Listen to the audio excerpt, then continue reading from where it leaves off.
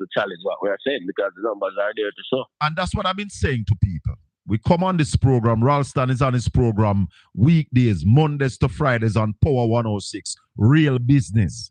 I am here 3 times a week. And we are talking about the numbers. And all I see on social media, them say we bad mind, we are idiot. Yep. Nobody has been able to come with some figures and said, here is our side. They cannot challenge our argument, Ralston. Precisely. I'm going to give you an anecdote. You know, somebody called me and said, they was talking to Marlon Morgan. Yeah. The time was I call up my name. And them said to him, said, so tell me which number he never says wrong. He said, no, numbers are not wrong, but he's a PNP active. No, what he's saying is that we are against Jamaica because we talk these things. We are put the country in a bad light. It's the same thing they are saying about Jesse James Clark. E. coli is in the water, other contaminants is in the water, and Jesse James Clark come out and mention it. And they are saying that we're going against Jamaica. Well, we must close our eyes and watch it crash. Yeah, man, garbage. No, Ralston, based on all that you have said earlier about the economy, where is the economy going? Tell us the trajectory that you are seeing and what you are predicting based on the data, because you don't talk from the seat of your pants. We don't talk from our emotions. We talk from the data. Where is this going? As long as it's their same friends in the business community, the institutions and the people who manage pension money and all of those.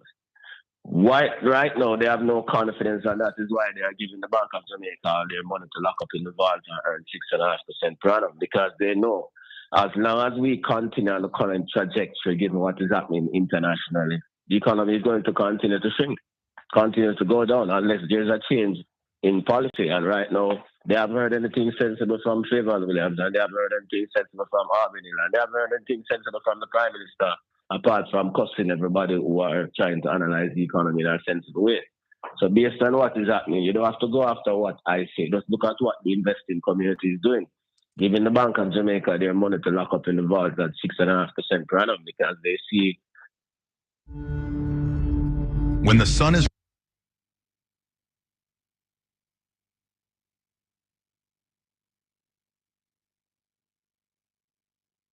their money to lock up in the vault at 6.5% per annum, because they see as long as these policies continue, they are not optimistic about the direction of the economy. We need to see a change in policy. Listeners and viewers, what is happening is that the Jamaican government is borrowing money on the local market. The Bank of Jamaica is saying that there's too much money out there not being invested, so we want it. Every time the government say that they want money to borrow, if they say they want 20 million, 20 billion, 60 billion come. Yeah, and man. Why that is happening is that people are not going to invest because they are afraid of losing their money. Isn't that so? Simply, correct. Simply speaking. Now, Ralston, there's a saying that says, anytime the U.S. sneeze, Jamaica will catch the cold. Yeah, man. Is it that, should we believe that the U.S. really is having a cold right now? U.S. is having more than a cold. U.S. is having a terrible state of Trumpian influenza. So if the U.S. is having a cold right now, that means Jamaica catch COVID and pneumonia with it? Yeah, you're right. And that is why the investors are running for cover, because the Jamaican governor, the doctor, Dr. Andrew Hollins, has not told the people how he's going to deal with the U.S. influenza. For about 13 years, Anthony Hilton been talking about a logistics hub, Jamaica becoming the 4th logistics hub in the world. Mm-hmm. This government has sat down on it. We saw the break ground down at Caymanas earlier this week. What are your views on that? Yeah, well, they say we see the break ground with Caymanas and Raintree, because what they're not realizing is that late in the day, that these are some things that are needed if the economy is going to move. Yeah, given what is happening internationally, but they are late in the game, better late than never. But they are finally seeing the vision of what Tony was seeing at that time. But do you believe... That is why when Tony addressed the thing, he told the Prime Minister that you certainly cannot claim paternity for this one. Well, the truth is, and for the first time, I heard the Prime Minister saying Anthony Hilton is the father. Yep. He said that. Well, he's saying that because Tony mentioned that in his opening statement. Because Tony was there at the opening too. Oh, Tony spoke? Yeah. No, I never And that saw. was the first thing in Tony's statement. He told the Prime Minister directly that you cannot claim paternity for this one. The Prime Minister wouldn't be honest enough to say that if Tony never said that before. I did not watch the thing live. I went back and I watched the Prime Minister's I had all the speech. presentations, both the Prime Minister's presentation and Tony's presentation. Well, I have to go look on Tony's presentation. I never know that Tony spoke, but I heard Right him up front. I heard him giving Tony the recognition. Because he couldn't do anything else. Are you confident that they really understand it, Ralston, or they are just doing it because something needs to be done? Yeah, man, they don't understand it. So they are just trying to think after this long delay, because this is 13 years after. 13 years. Those things have been up and running, and the economy would have been in a better position now. What other plans are you seeing from the government to grow the economy, if any? Well, we don't see anything else. We don't hear about anything in agriculture. We don't hear anything about sensible in energy. We don't hear anything sensible about training up the labor force. We don't hear anything sensible about diversifying the country's export partners. What they are doing is trying to see if the U.S. will give them a blight. And they're forgetting that Dr. Kissinger said U.S. do not have friends. The U.S. only have interest. No, if you listen to Albany, you'll see that they are trying and hoping that the dollar will give them a blight. I have a major concern. Because the thing about CBI, the executive orders by Donald effectively kill all of those things. So you're telling Jamaican people foolishness. Every arrangement that we had before or any other part of the world, those things have been superseded by the Donald's trade war. So they're not going back to that. So that is nonsense you're telling the people. No, I have a major concern, Ralston. Because like an aeroplane, you're going to fly, or like a ship going to sea, your radar needs to be working so that you can map your route and you can see what is coming at you and you can see where to go. You can see if there's a storm so you can change course. The government has allocated $4 billion for a population census. To date, that census has not been completed. How then can the government plan effectively for this nation? Yeah, well, it's difficult to plan, and that is one thing. And the census is done every 10 years. So it's now 20 years now since we haven't done a census, and that is one thing I mentioned when people were talking. I said, "How is the Niger great and couldn't complete a census?" This is the first time in the history of Jamaica we have been able to complete a population census. Right now, Statin doesn't have an head because this Coy retired, and I know they haven't named anybody to run Statin. So it tells you the low level of expectation they have of the agency. Yeah. Is it a lack of... That's a big blunder. Is there a lack of talent in the government, Ralston? Because a country has many moving parts, and you can't just focus on one or two things. Everything has to be monitored. Do you believe that this government is monitoring all the things that needs to be monitored in Jamaica for the country? The Prime Minister has too much responsibility, and he doesn't have the capacity to carry out those responsibilities. And as I said before, Favour Williams is the worst finance minister. They are the top faces of the government. Kamina Johnson doesn't understand international trade.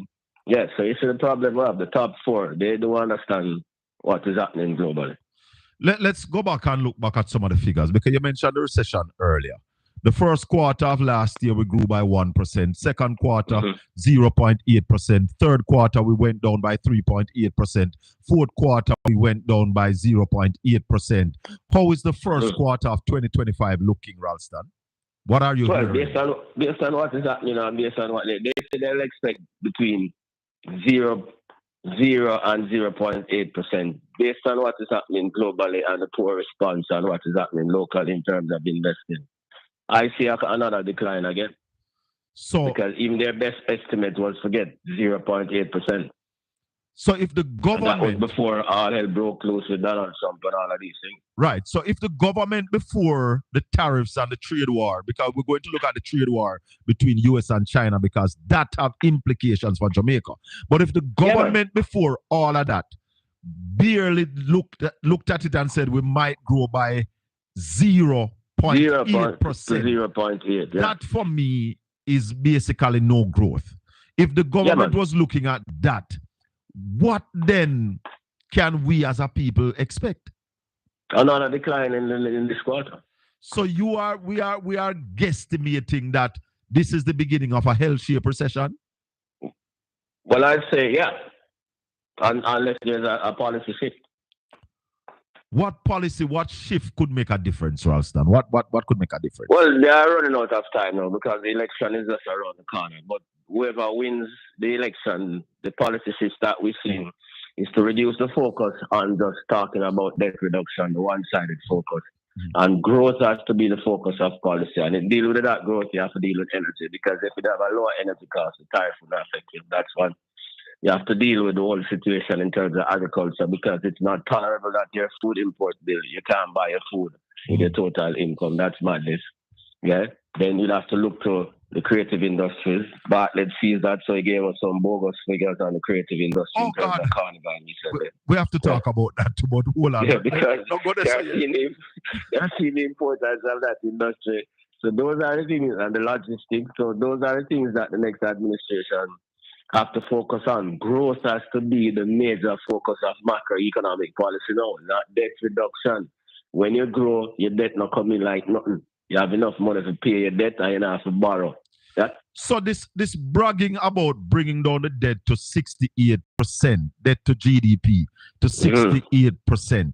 Which other country in the world, Ralston, have that kind of debt to GDP?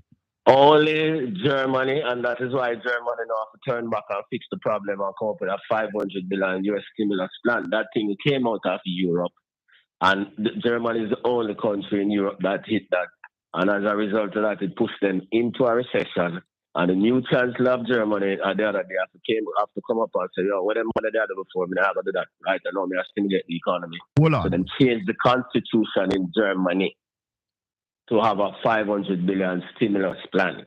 How long now Germany has been in a recession? 3 years.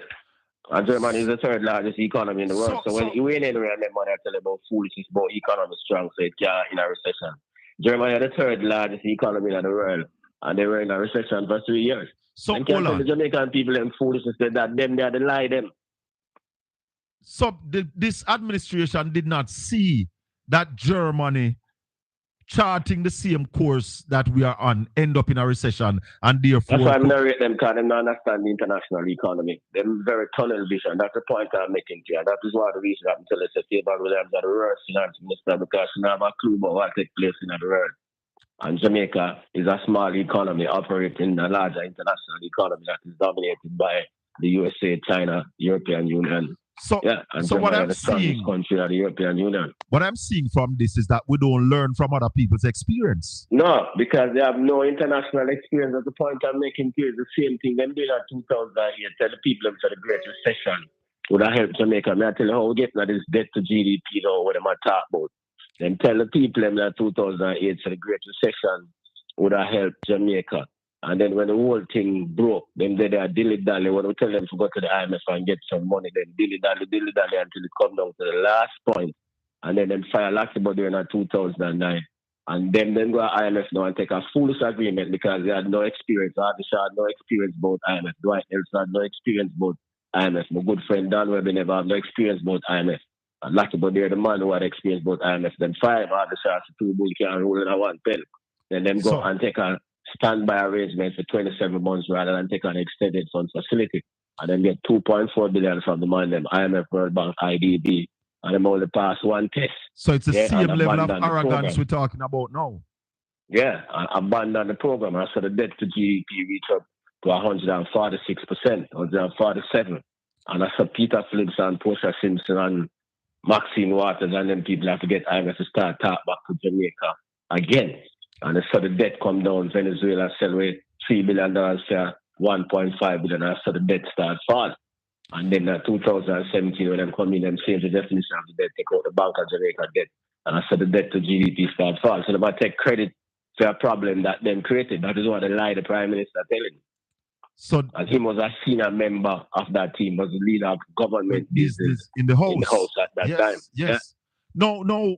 Are we seeing the same level of arrogance going forward this time again, right? Arrogance and stupidity. I don't know arrogance alone, stupidity, because you can be a small economy with the US, a major trading partner, and the US fight a trade war with the European, because it's not just China alone. China the main target, but Trump's so stupid that it include everybody, including the European Union. And then you have to pretend like it now have no impact on you when you import. Jamaica import 90% of the raw materials that they use. All of that are coming in tariff. That's why all of the prices them are go up this week. So, what you said a while ago? Jamaica import 90% of all the raw materials that we use for production. No, not all that. the raw materials. You said something about prices. Yeah, every price I go up.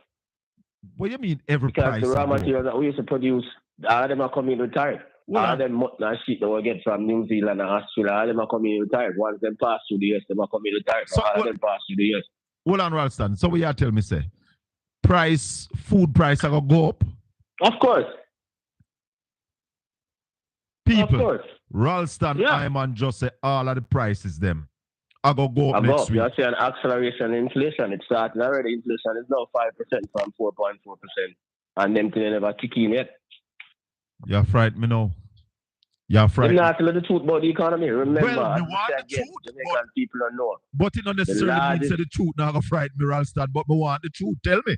Yep. The largest import bill we have is for raw materials and spare parts. That's our largest import bill. Raw materials. Yep. So the things where you need to make flour, you need to make flour. The things where you need to make animal feed.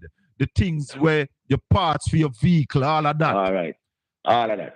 And most of them come from China or the Far East, and all them countries are under tariff. We know that 20% and 145%. So all them things, the price of them things have to increase. So instead of the Prime Minister telling us to brace, because I saw a blogger, Ralston, and he brought up the Prime Minister saying that he was watching a TikTok live and we are lying. The blogger brought up your picture and my picture. And said, stop talking about blogger, say Colin Bella Ralston, man. And the man them not telling a lie. The blogger went to BOJ and draw the figures for the Prime Minister.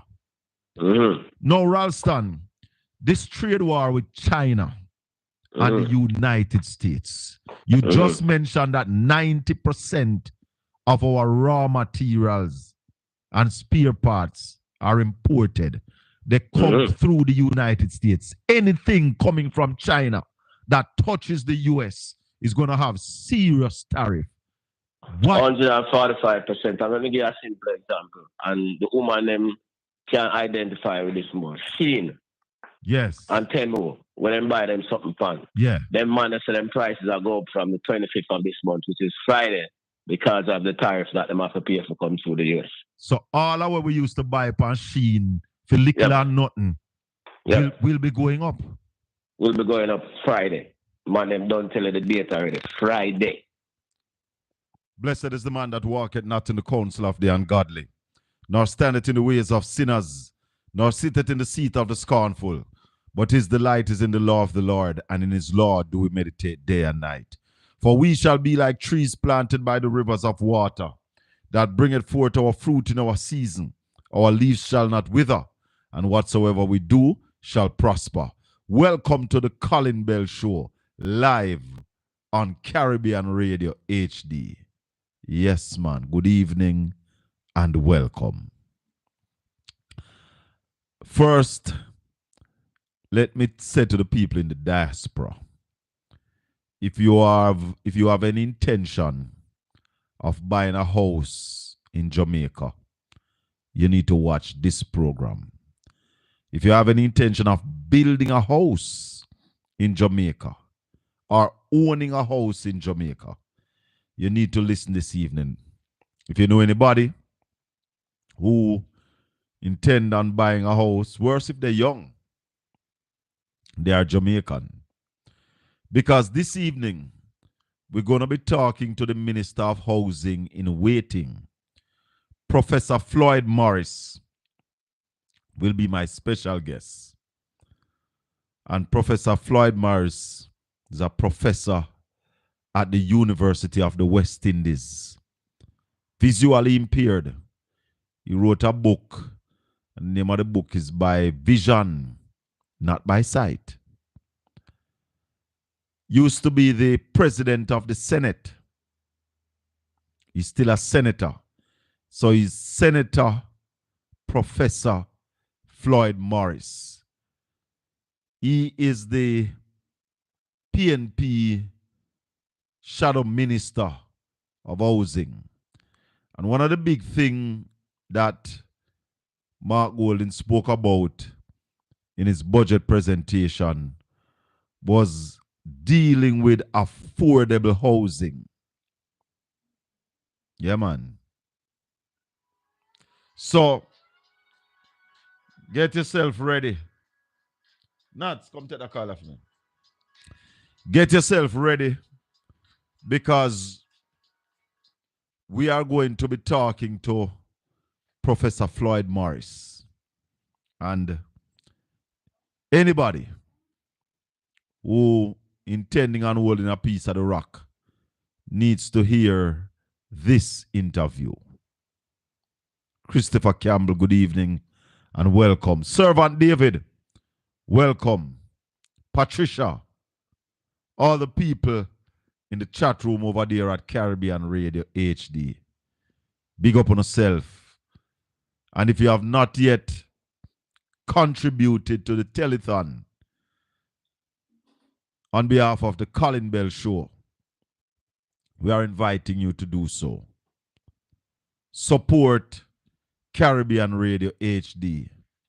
You know what we are about.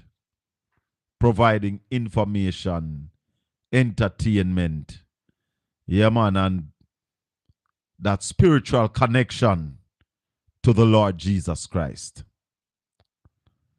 Had a wonderful program yesterday, and we are planning to have another big program this evening. Yes, Marlene, the next Minister of Housing. So, if you are thinking about owning a house in Jamaica, it is the PNP that build the most houses at Jamaica. And we are going to talk about that this evening. Also, you heard in that interview a while ago with Rastafarian, and a lot of people are now jumping on the creative industry bandwagon and all that tell lies. They said that Carnival last year brought $95 billion to the Jamaican economy. Yes. Drowning man grabbing onto a straw. So we see them grabbing onto the straw. But you know, Jamaica should be a wealthy country. Celine Browning out of Mansion Hill. Donna Walker. Donna Witter. Sorry. Yeah, man. Everybody in the chat room, big up on yourself. And welcome to the Colin Bell Show. I'm inviting you to check out my social media angles. We are on Facebook. Facebook is Grandy Nanny. Facebook or Colin Anthony at Facebook. We are on TikTok, Colin Shaka Fame Bell. And we're coming with a new TikTok page, you know. Shaka Fame. SHACKA space FAME at TikTok. And I am inviting you to check out my YouTube channel, Portland Spice TV at YouTube. Like, share, subscribe. Yeah, man. Anne-Marie Johnson, Colin.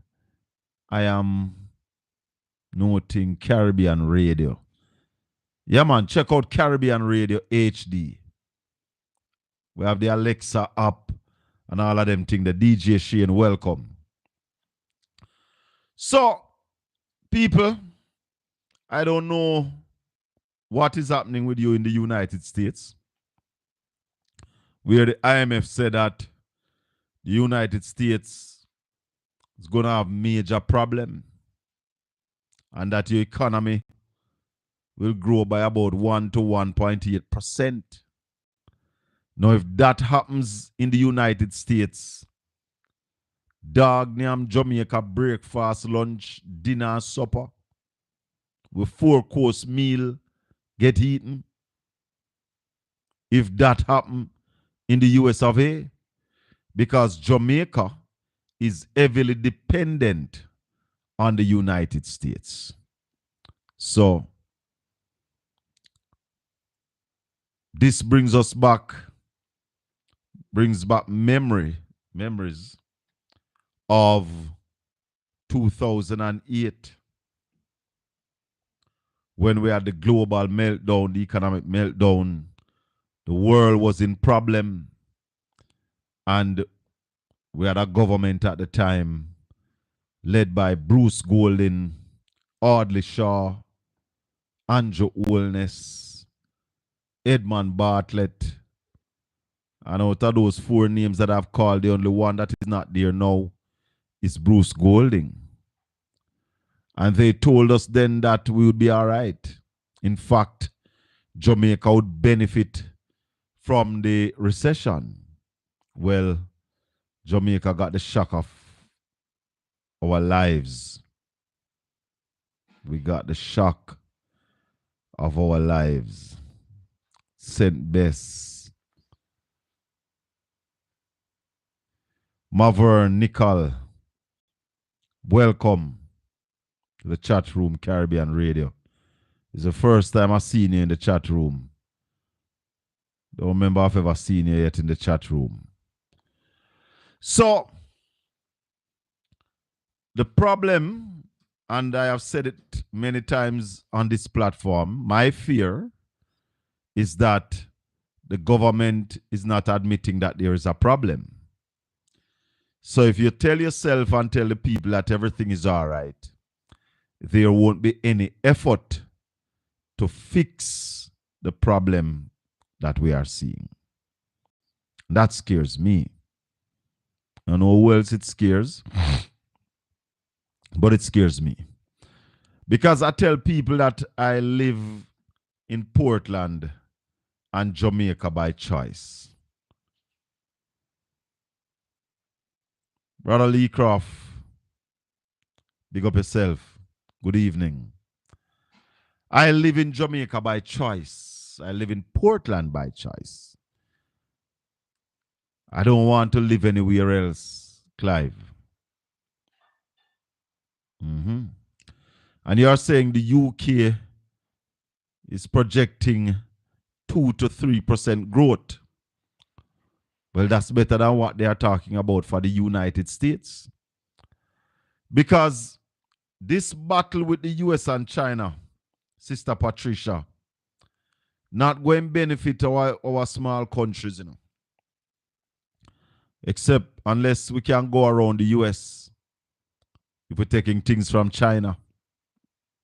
Because anything from China that have to come through the United States going to face the tariff. What, 140%? It's madness. Madness, what is going to happen to the world. And small economies like Jamaica will have problem. And in a situation where we are not feeding ourselves and we are importing this large amount of food and exporting very little bit because our agricultural export is only $70 million. So we now export no food even though people love Jamaican food. $70 million worth of food we export. That's a joke. Major joke. So right now we have to put ourselves in a position to cut the food importation bill. And there's a commitment from the PNP that in the first term of 5 years, we will cut the food importation bill by 25%. And I am hoping, good as, that would also mean that in 2 terms, Is that is grow what you eat and eat what you grow? Oh yes. Can't come let me show the viewers them what come out of the backyard garden. Let me show the viewers what just came from the backyard garden. Is this Scotch bonnet? Smell like pepper. Is this Scotch bonnet pepper? Yes.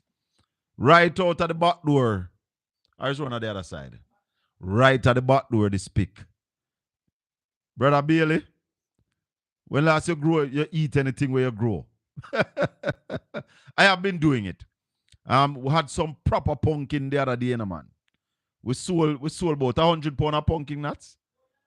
We sold more than 100 pounds of pumpkin. But we grow right in the yard. Right here, so. I say one of the pumpkin coming like yam. You could have just eat it alone. Yeah. So, Jamaica, we have to get serious. We have to start relying on ourselves. And that's why there are a lot of us who love Michael Manley and said Michael Manley was a man before his time. Yeah.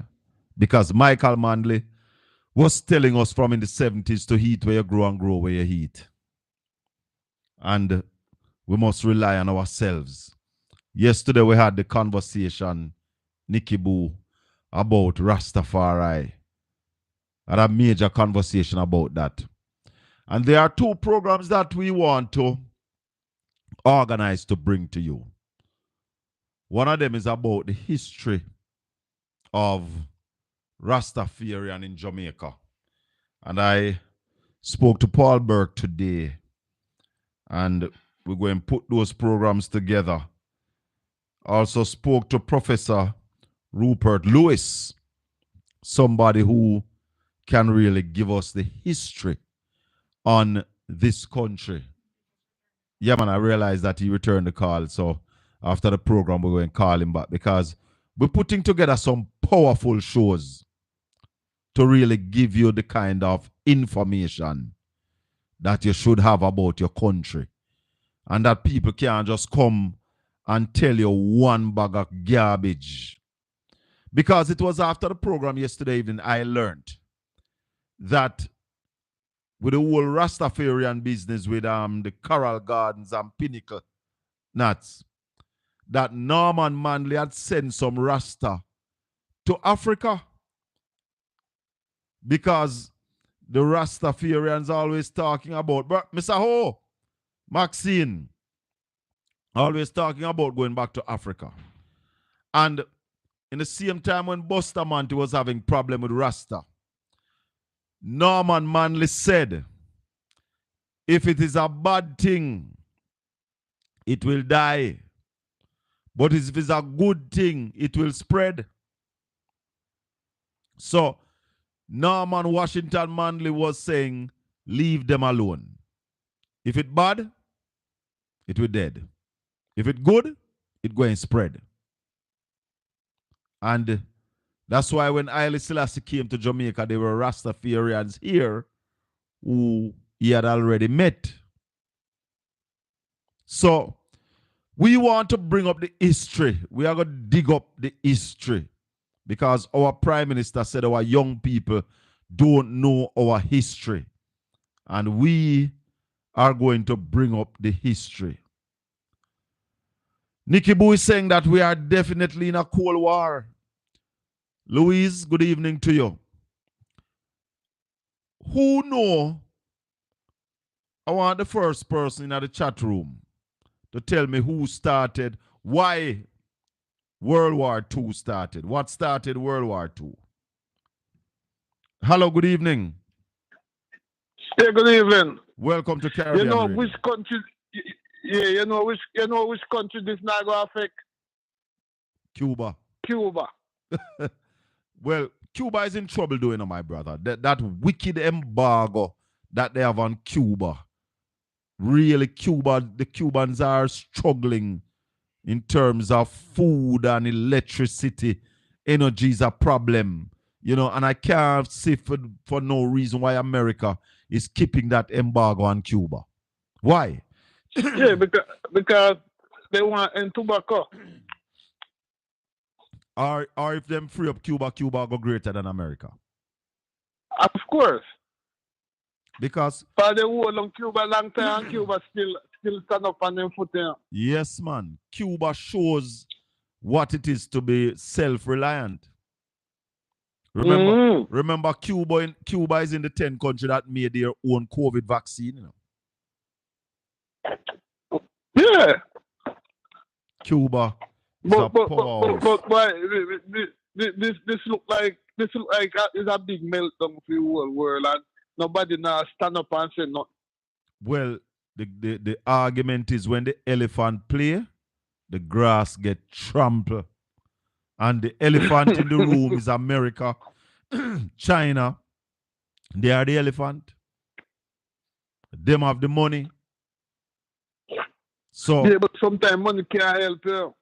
So if they hold long people, money not have no use. Well, you say you were China say no, certain things they must stop send to America. They're not necessarily people are gonna suffer. Yeah, man, the rare earth they must stop sell America in the rare earth, so no can make no more gadgets. They chip them for the car, that are gonna be problem.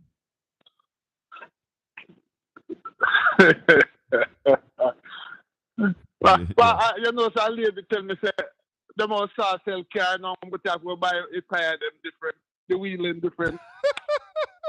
The must sell car without tire. Yeah, without wheel. So you have to buy the car and then you buy the wheel. Boy, I don't know. I really don't understand what we not do of America then. What we not really do? Eh? Why nobody can explain this here, man. Everybody sees that the parents still make it up, you know? So how not gonna fix this? How not gonna fix this? Tell me. Why me no know? Me not see no good outcome. Why?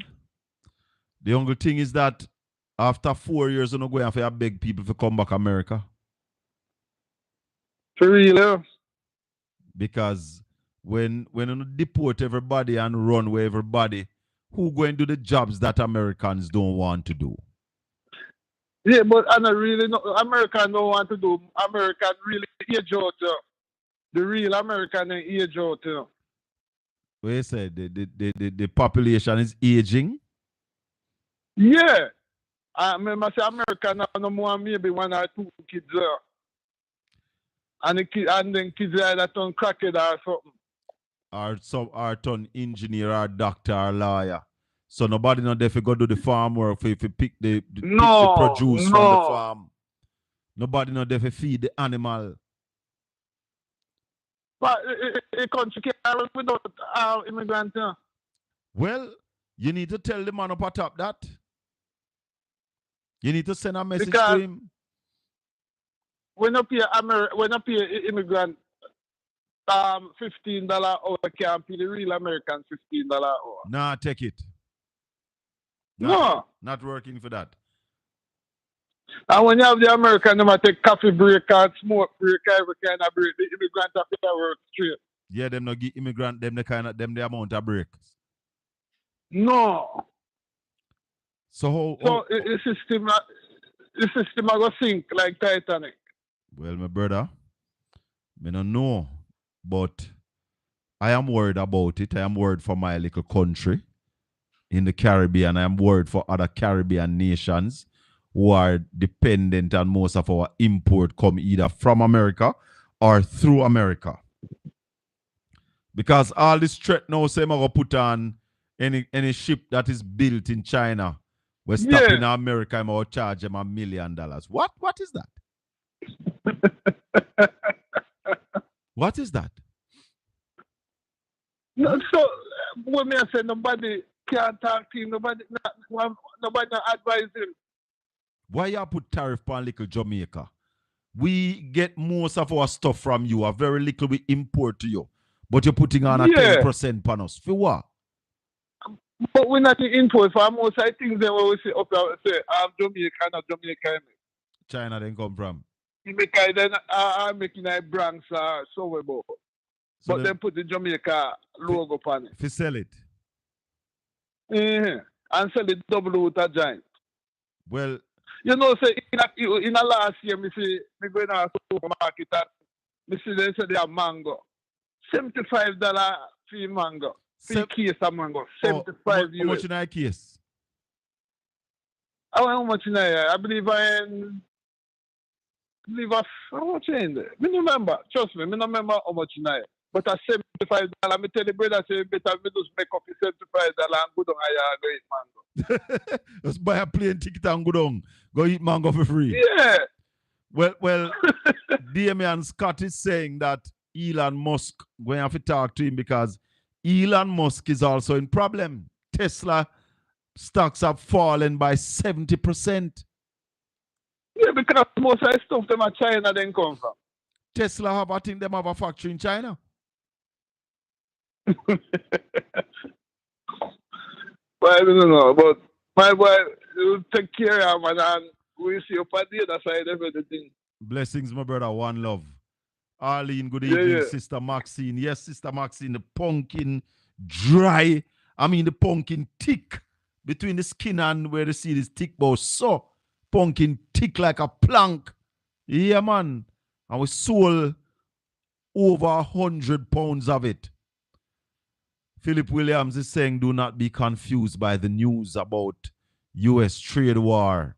The U.S. has been making billions from these new tariffs. Yeah, they're making billions from the new tariff. But who is paying it? It is the U.S. citizens that is also paying the tariff. Because we have the Chinese in our country. The trade, the World War II. Anybody know what caused World War II? I'm waiting on somebody in the chat room to tell me what caused World War II. No need to worry. Focus on production. And that's what we've been saying, Christine. That is what we've been saying to this government, that we have to focus on feeding ourselves. But the government has not been strident. The government has not put in the kind of investment that we would want to see in agriculture. Done it out of the UK. You're saying no sound? Seems like you're the only one who's not hearing done it. Then I think you should restart your equipment. Hold on for me, Professor. I think you should restart your equipment, done it, because nobody else now have that problem. Everybody else is hearing us loud and clear. Very comfortable. We have the professor on the line. And I told you earlier that anybody who have an intention of owning a house in Jamaica, I saw the Prime Minister over there in Florida begging people to come back to Jamaica.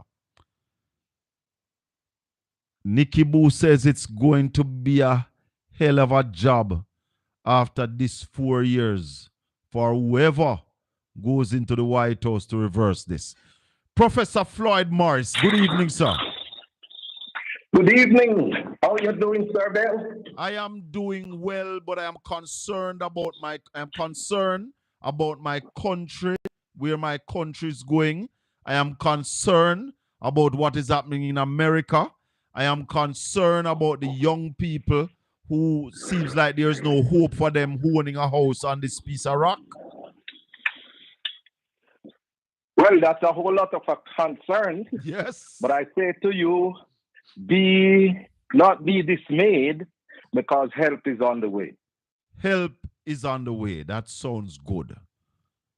How so? Yes. Tell us about it. Well, I think based on the budget presentation that was made recently, and the leader of the opposition, Mr. Mark Golding, outlined a plethora of programs and policies from the People's National Party. that are geared to transforming and improving the quality of life of Jamaicans. Okay. So,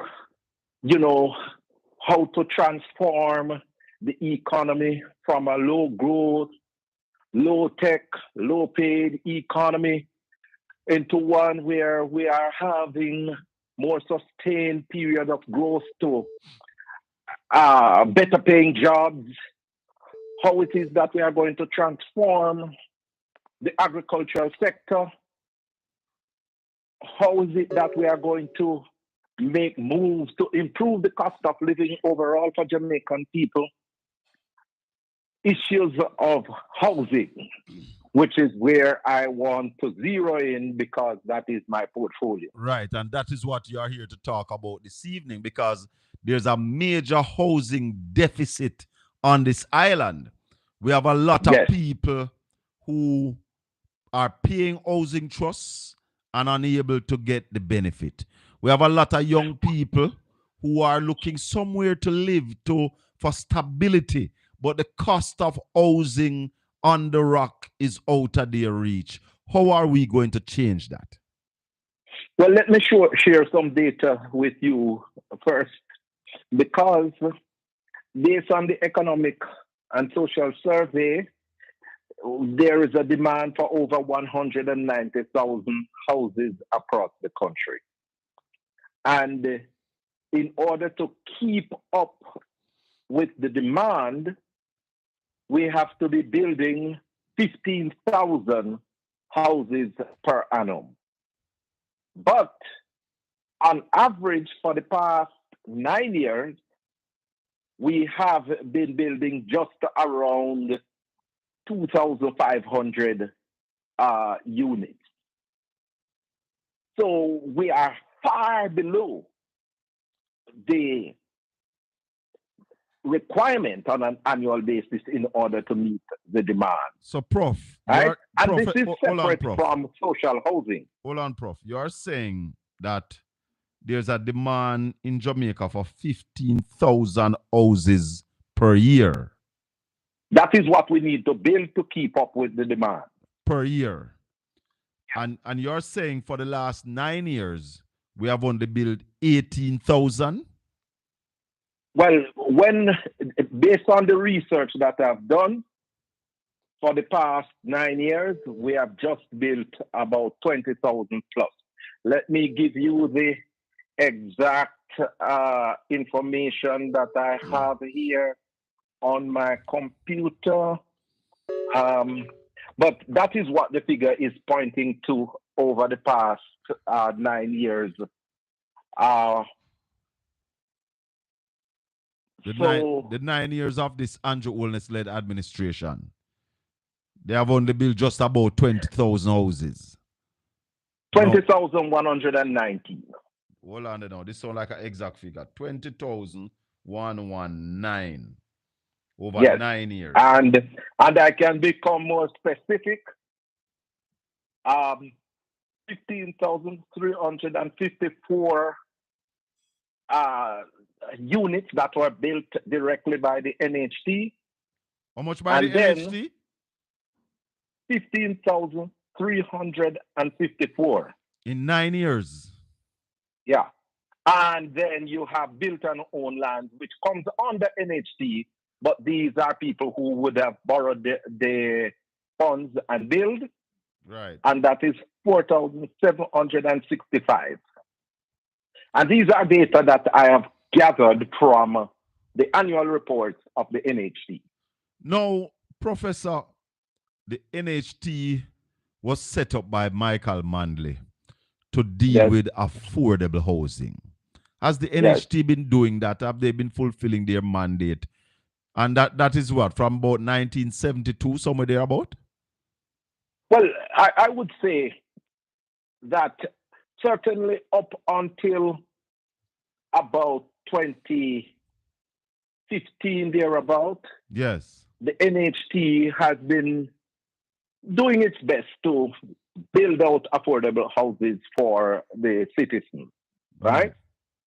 But somewhere along the journey between 2016 and present, they have lost their way. Because during that time, we have seen an escalation of the price of houses across the country. And you would have thought that a state agency with public resources would be doing its utmost to try and hold back the price of houses.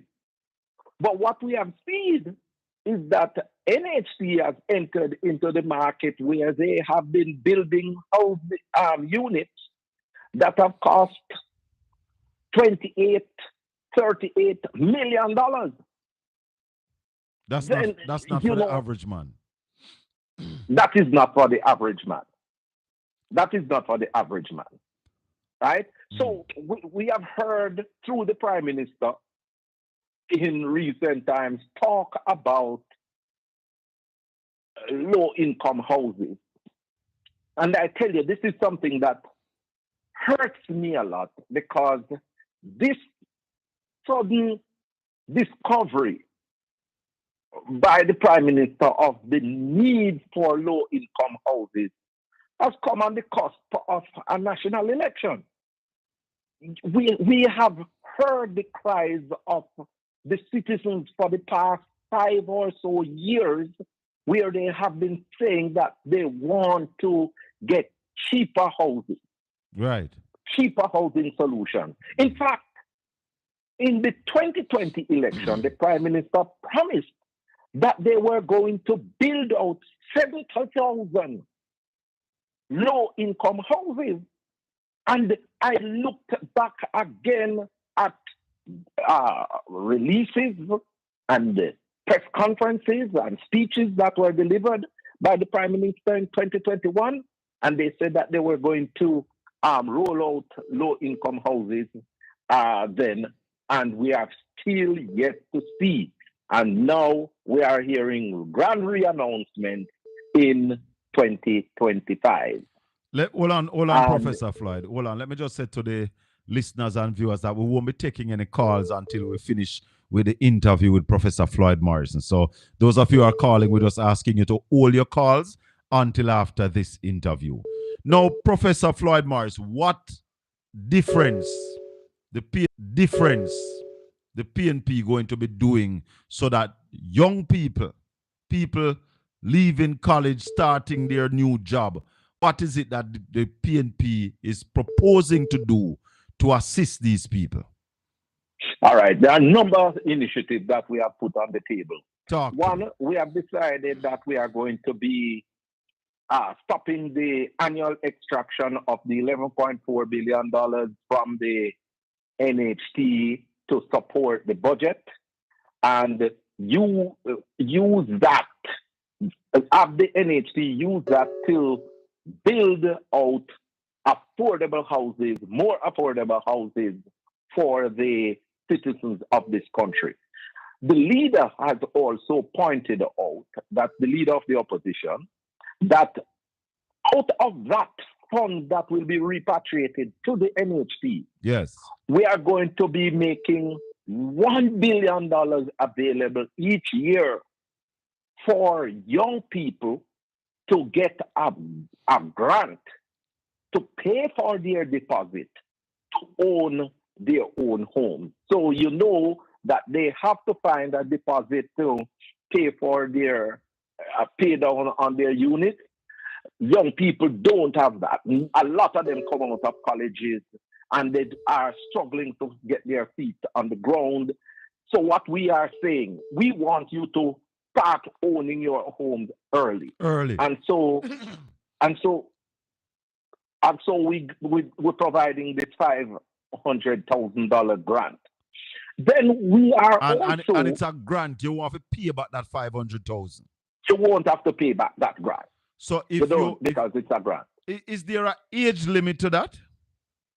Well, it is between the ages of 18 and 35. Between 18 and 35. You don't own a house yet. You're paying NHT. When you're going to buy your first house or to build your first house, so you buy the land, the PNP is proposing to give you $500,000, $500,000 to pay your deposit on your first house. Wow. Absolutely. Wow. Absolutely. That is not 20,000, you know. It's $500,000. Absolutely. Absolutely. Significant. Significant and transformational. Significant. Yes. But hear more. Hear more. Talk to me. We will be building out 50,000 low-income houses across the country. And we're going to be using another state agency to drive the development of these 50,000 houses through the Housing Agency of Jamaica. 50,000. We have come up with a transformational approach. Hold on, Professor. Hold on. 50,000 houses. What time period you're going to take to build out those houses? We're talking about a 5-year period. So in the first term, we're talking an average of 10,000. So you are saying in the first term, the PNP is proposing to build 10,000 houses a year. Low-income houses. And that's from one. That's from one agency that not have nothing to really do with the NHT. Well, it will be in collaboration with the NHT, but there are other houses that will be built by the private sector because we are going to be partnering with them. Right. So this 50,000 is a special initiative to really break the back of the demand for houses by low-income earners in this country and young professionals. So you're talking about... Go ahead. What we are going to do that is going to be transformational with this. We have studied the price breakdown of the housing construction. And we realize that land is significant to housing the price. Right? Yes. So what the PNP and Mark Golding has said that we will do is that when we build these 50,000 houses, contributors to the NHT will not be paying for the land portion of the cost for their houses. But that's another significant amount, Professor Floyd Morris. It is huge.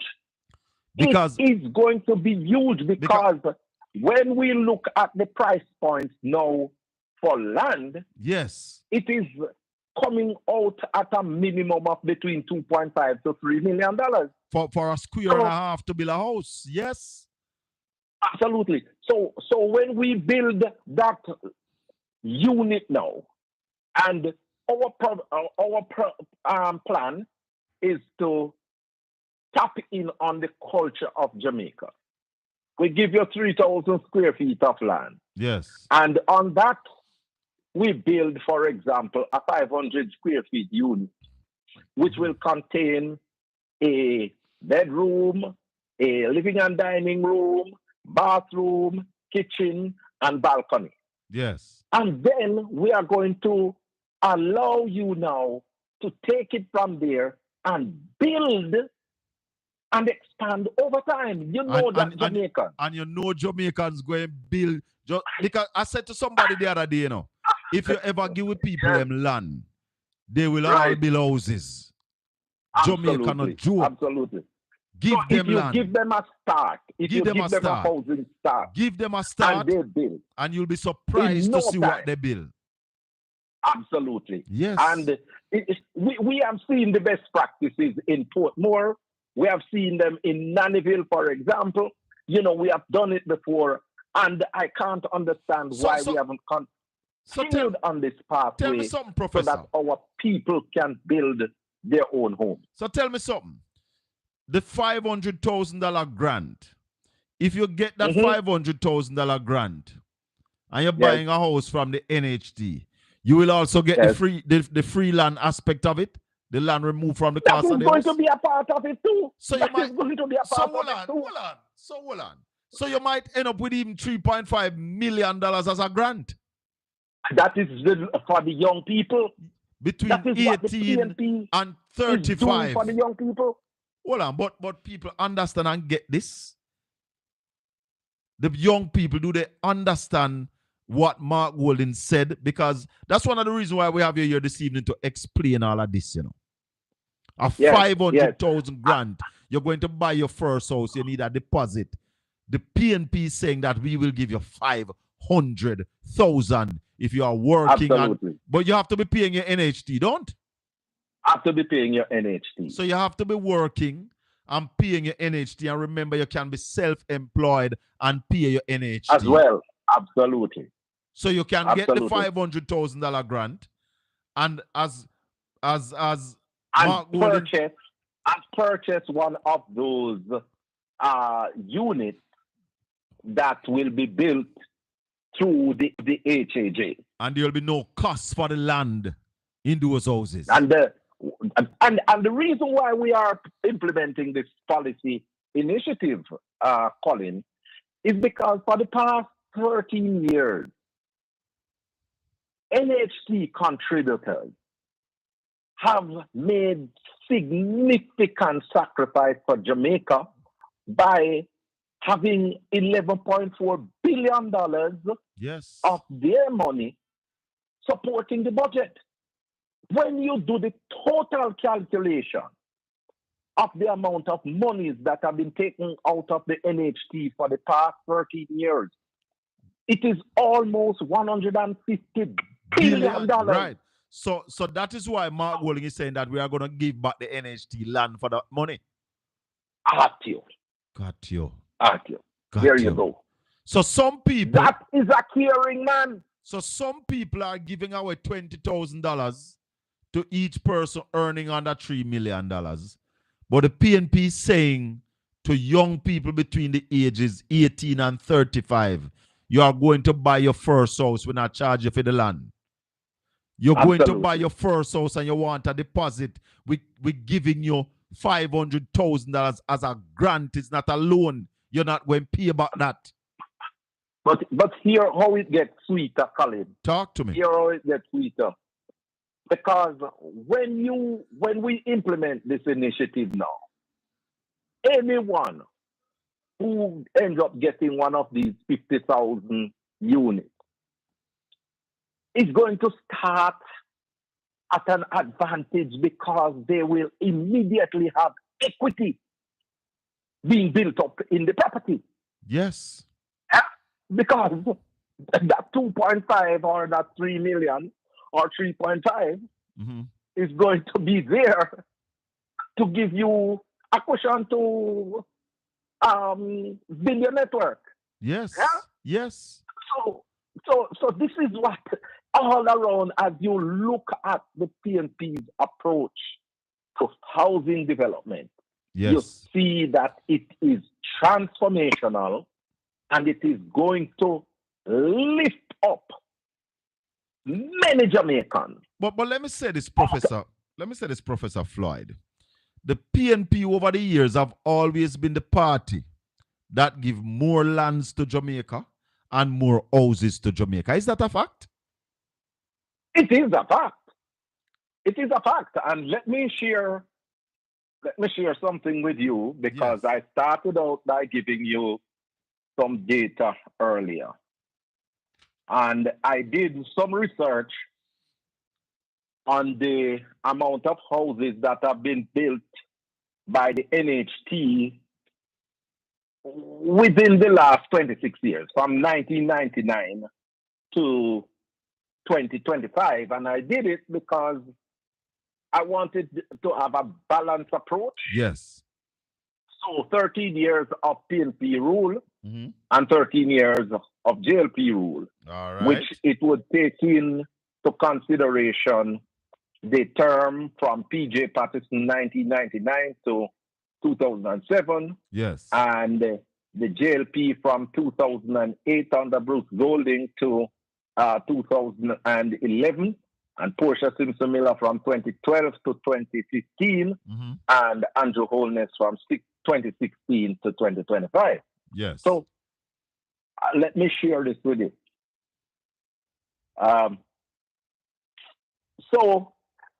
In terms of build and own land, the total amount of houses that were built between 1999 to 2020 Mm-hmm. 40,298. That's 40,298. Yes.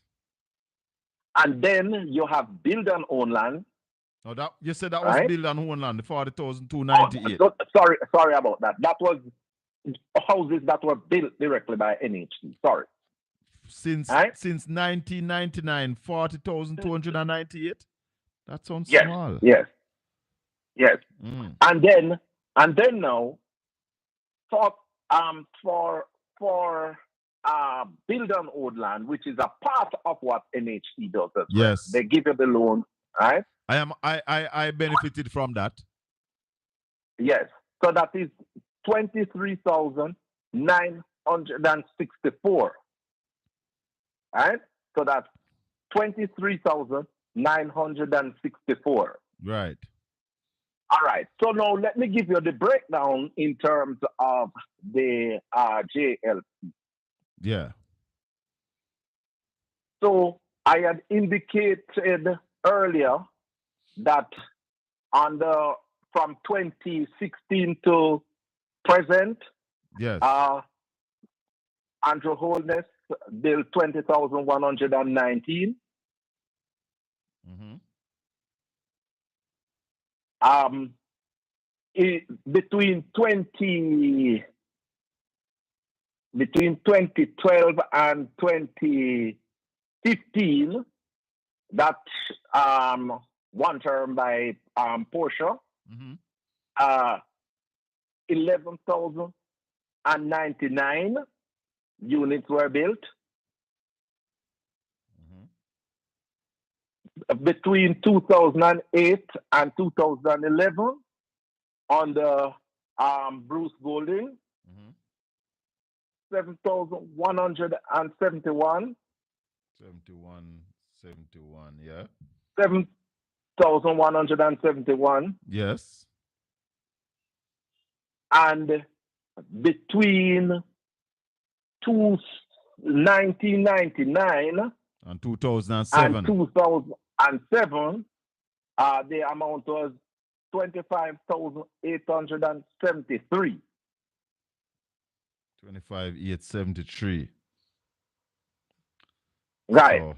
So if you do the mathematical calculation, you will see that the PNP built about 36,000 plus, right, in that cumulative 13-year period, whereas the JLP built 27,000 plus.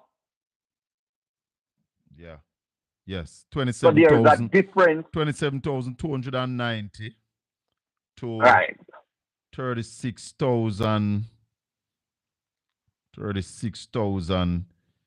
This is what? 800 and change. Yeah. Yes. Yes. So there's a difference of over 9,000 units in favor of the PNP. Mm-hmm.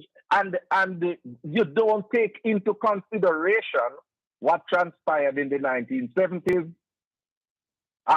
the early 1990s, when there was a significant push in terms of housing construction in places like Portmore, etc. Mm-hmm. Right? Mm-hmm. So if you look at a global picture, you would see that the PNP would be coming out in terms of building more houses through the NHT than the JLP.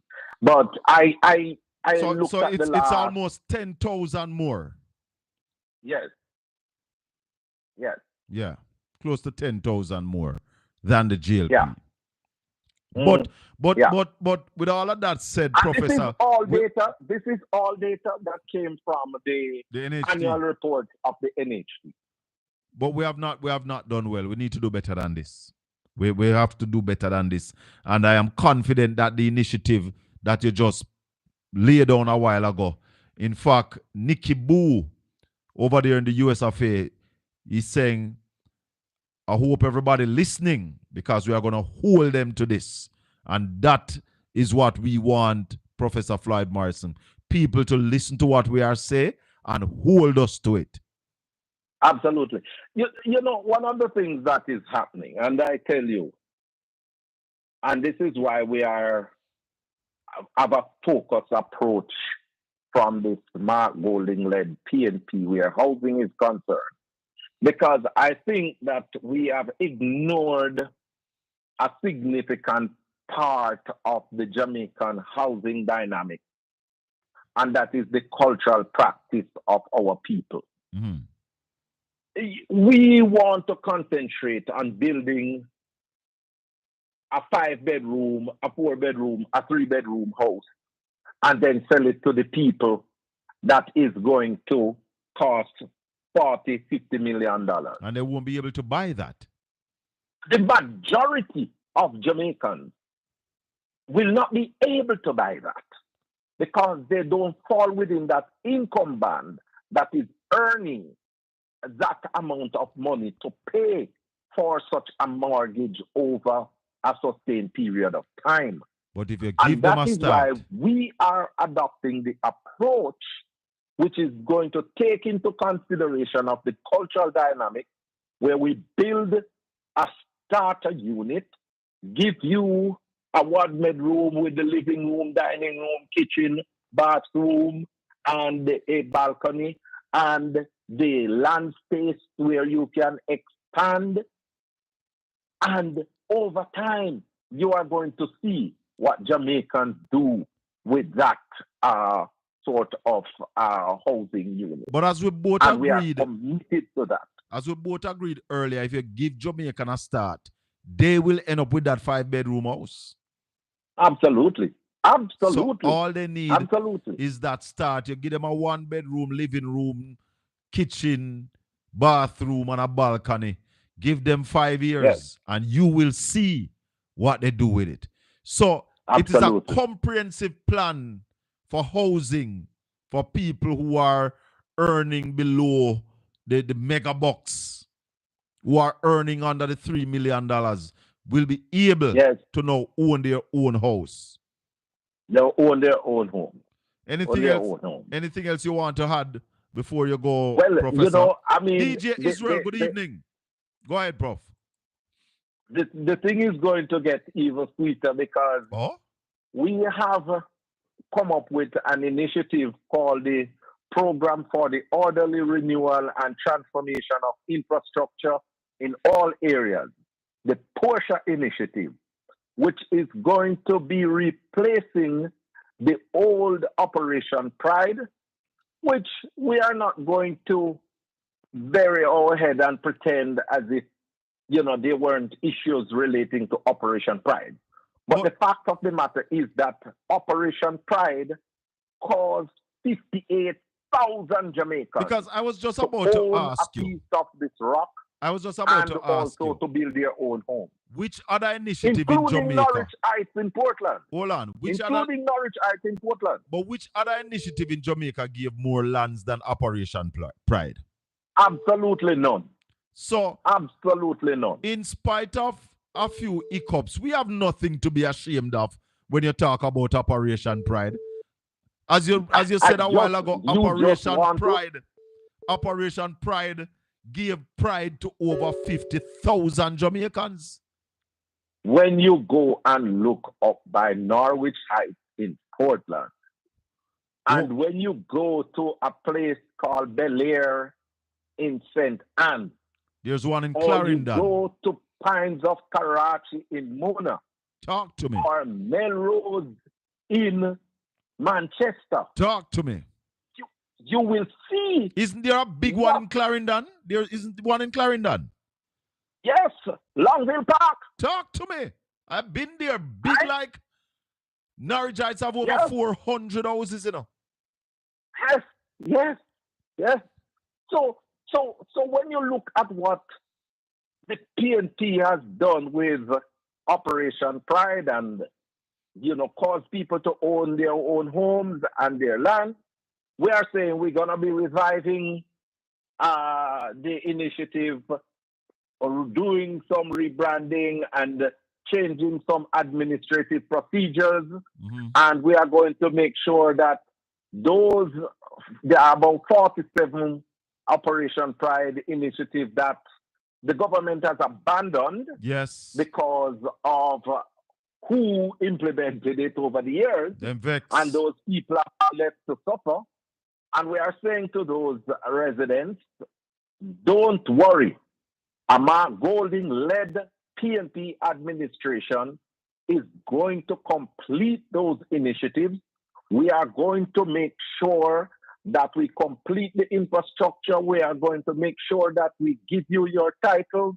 We are going to make sure that in addition to that, we are going to improve the sidewalks across this country to make it more accessible for senior citizens and persons with disabilities. Talk to me. In inner city communities, we are going to be tearing down those zinc fences that, look so ugly when you go into those communities. We're going to tear them down. We're going to put up concrete fences or chain link fences, improve the aesthetics of the community, and lift the dignity of the people. Somebody in one of the chat room is saying to me that some parts of Longville Park can hold more houses.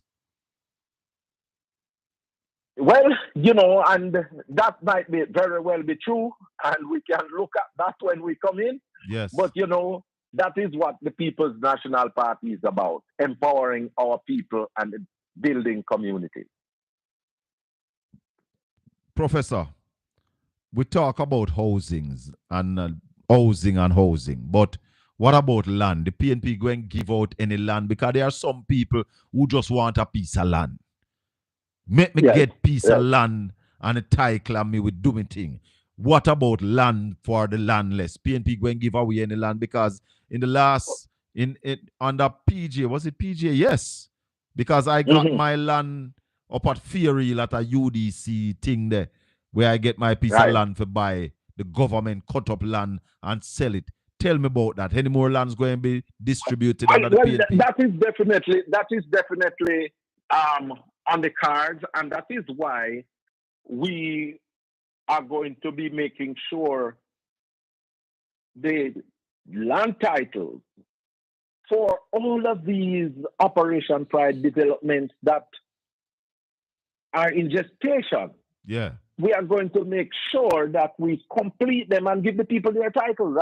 I was told that there was about 72,000 titles that were at the HAJ when we left, to distribute to people. They have to pay their required deposits, and I think that held up the process. But we are looking at a number of initiatives that will expedite that and make people get ownership of the land across the country. All right, my brother. Anything else you want to add before you leave us? Well, just to say that I am really excited. I was in St. Anne a couple months ago. Yes. And I met a young nurse, and she was complaining almost to tears to say that she and her fiance, they were in the market for the past 3 years looking for a unit that would fit in within their price in their budget. Point.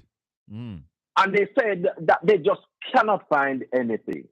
Wow. And I am saying to every nurse, I'm saying to every teacher, every police, every soldier, Fireman, every young professional coming out of college, that these set of initiatives that have been developed by the People's National Party and articulated by the leader of the opposition, Mark Golding, stand your best chance of owning your own home and building your castle in this great country of ours.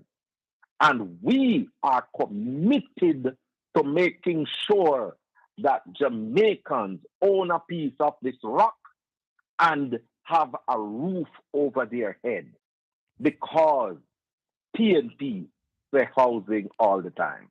Finally, Professor Floyd Morris, What about the people in the diaspora? All right, will they be a part of all these initiatives, and how can they access these benefits?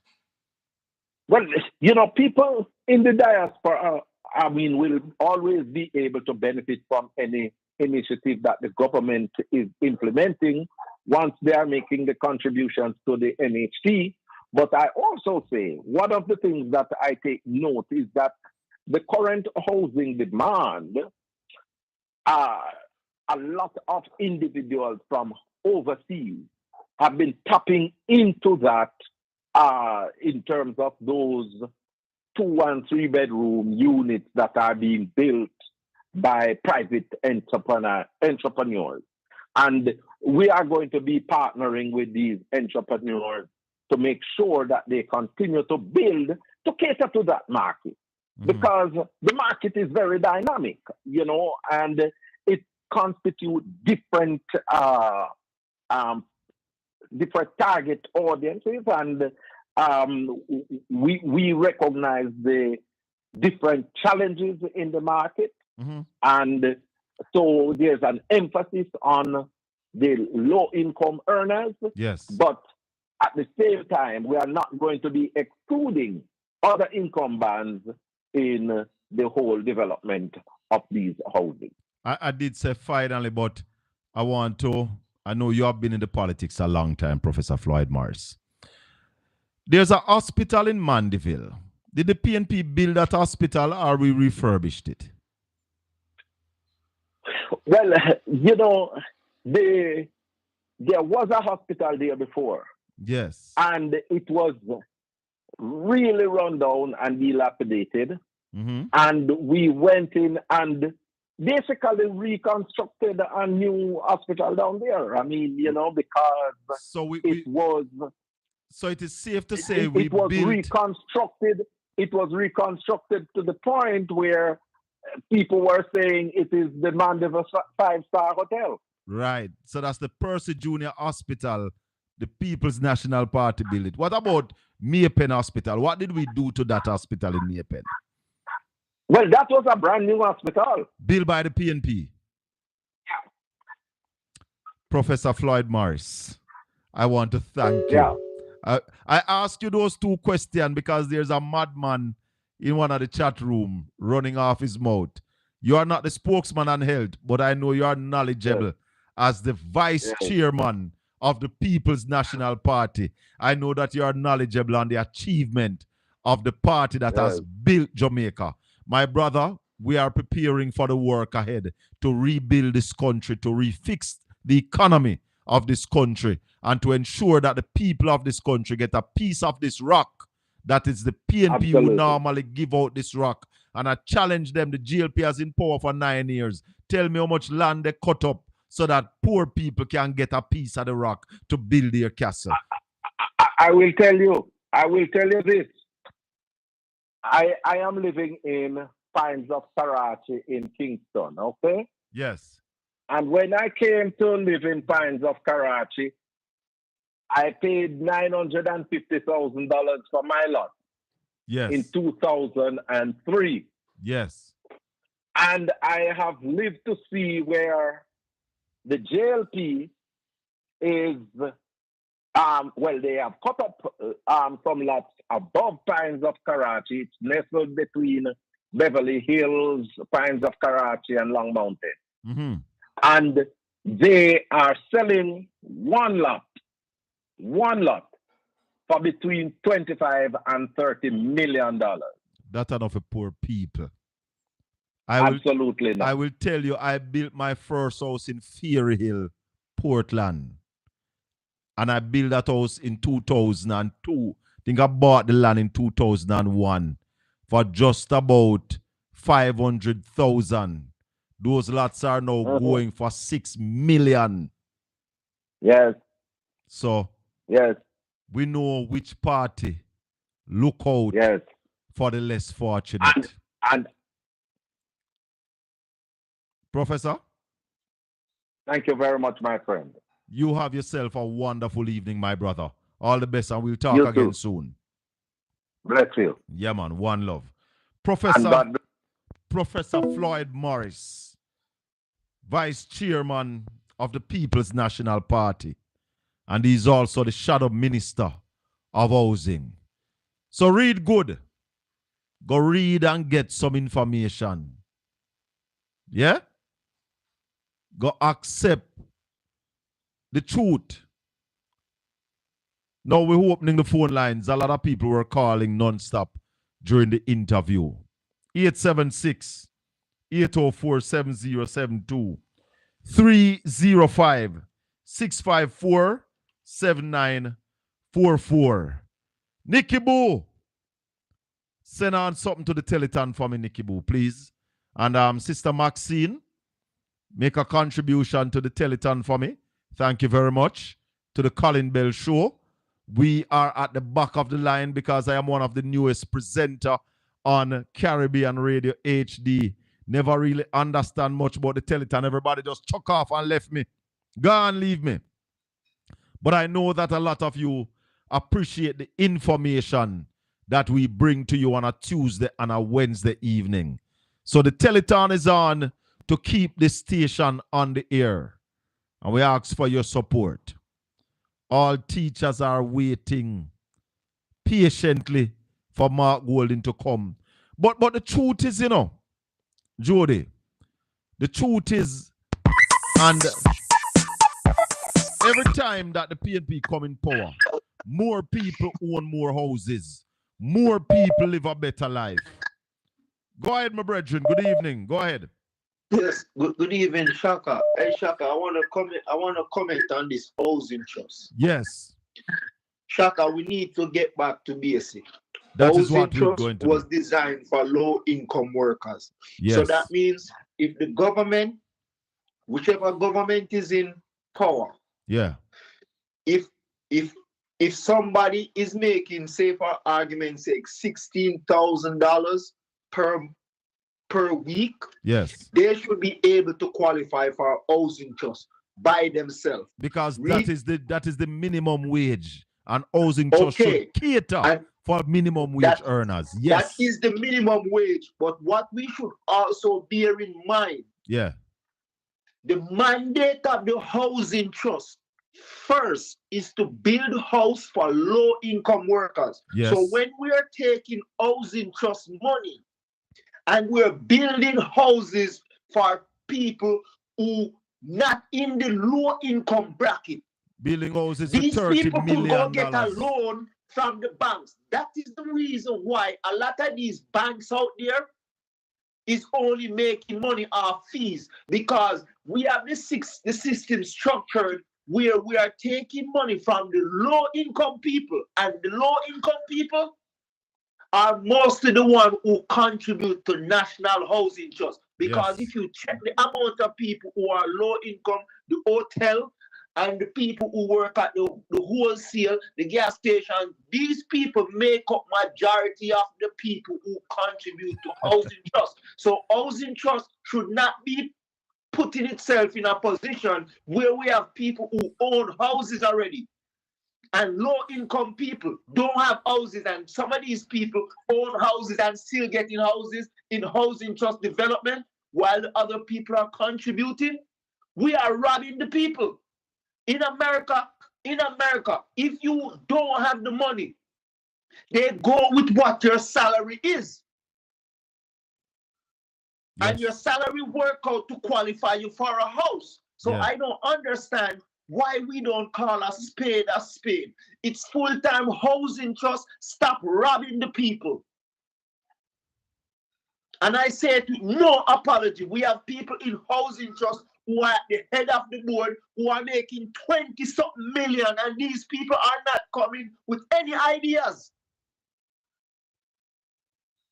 Ideas. They are not helping people. And if you give low-income people a house, it should be worked out with their salary, because if you look at it, if you have 300,000 low-income people in Jamaica, they're paying housing trust. Yeah. So even if you give them a loan for $10 million, they are still paying housing trust, plus they are still paying back their loan. Their mortgage, yes. Yes. So there's no way we should be in this position when we have housing trust putting money in SSL, when we have housing trust giving money to Andrew's friend, and he didn't build the houses, and then we enter a non-disclosure agreement with him. Yes. All those houses have not been started. You remember that? So him use housing trust money to build the houses, and then say, nah, sell them over to housing trust. No, he never built the houses, Chaka. Go back and look. No, man, they built some houses, but they were selling them for $20 million.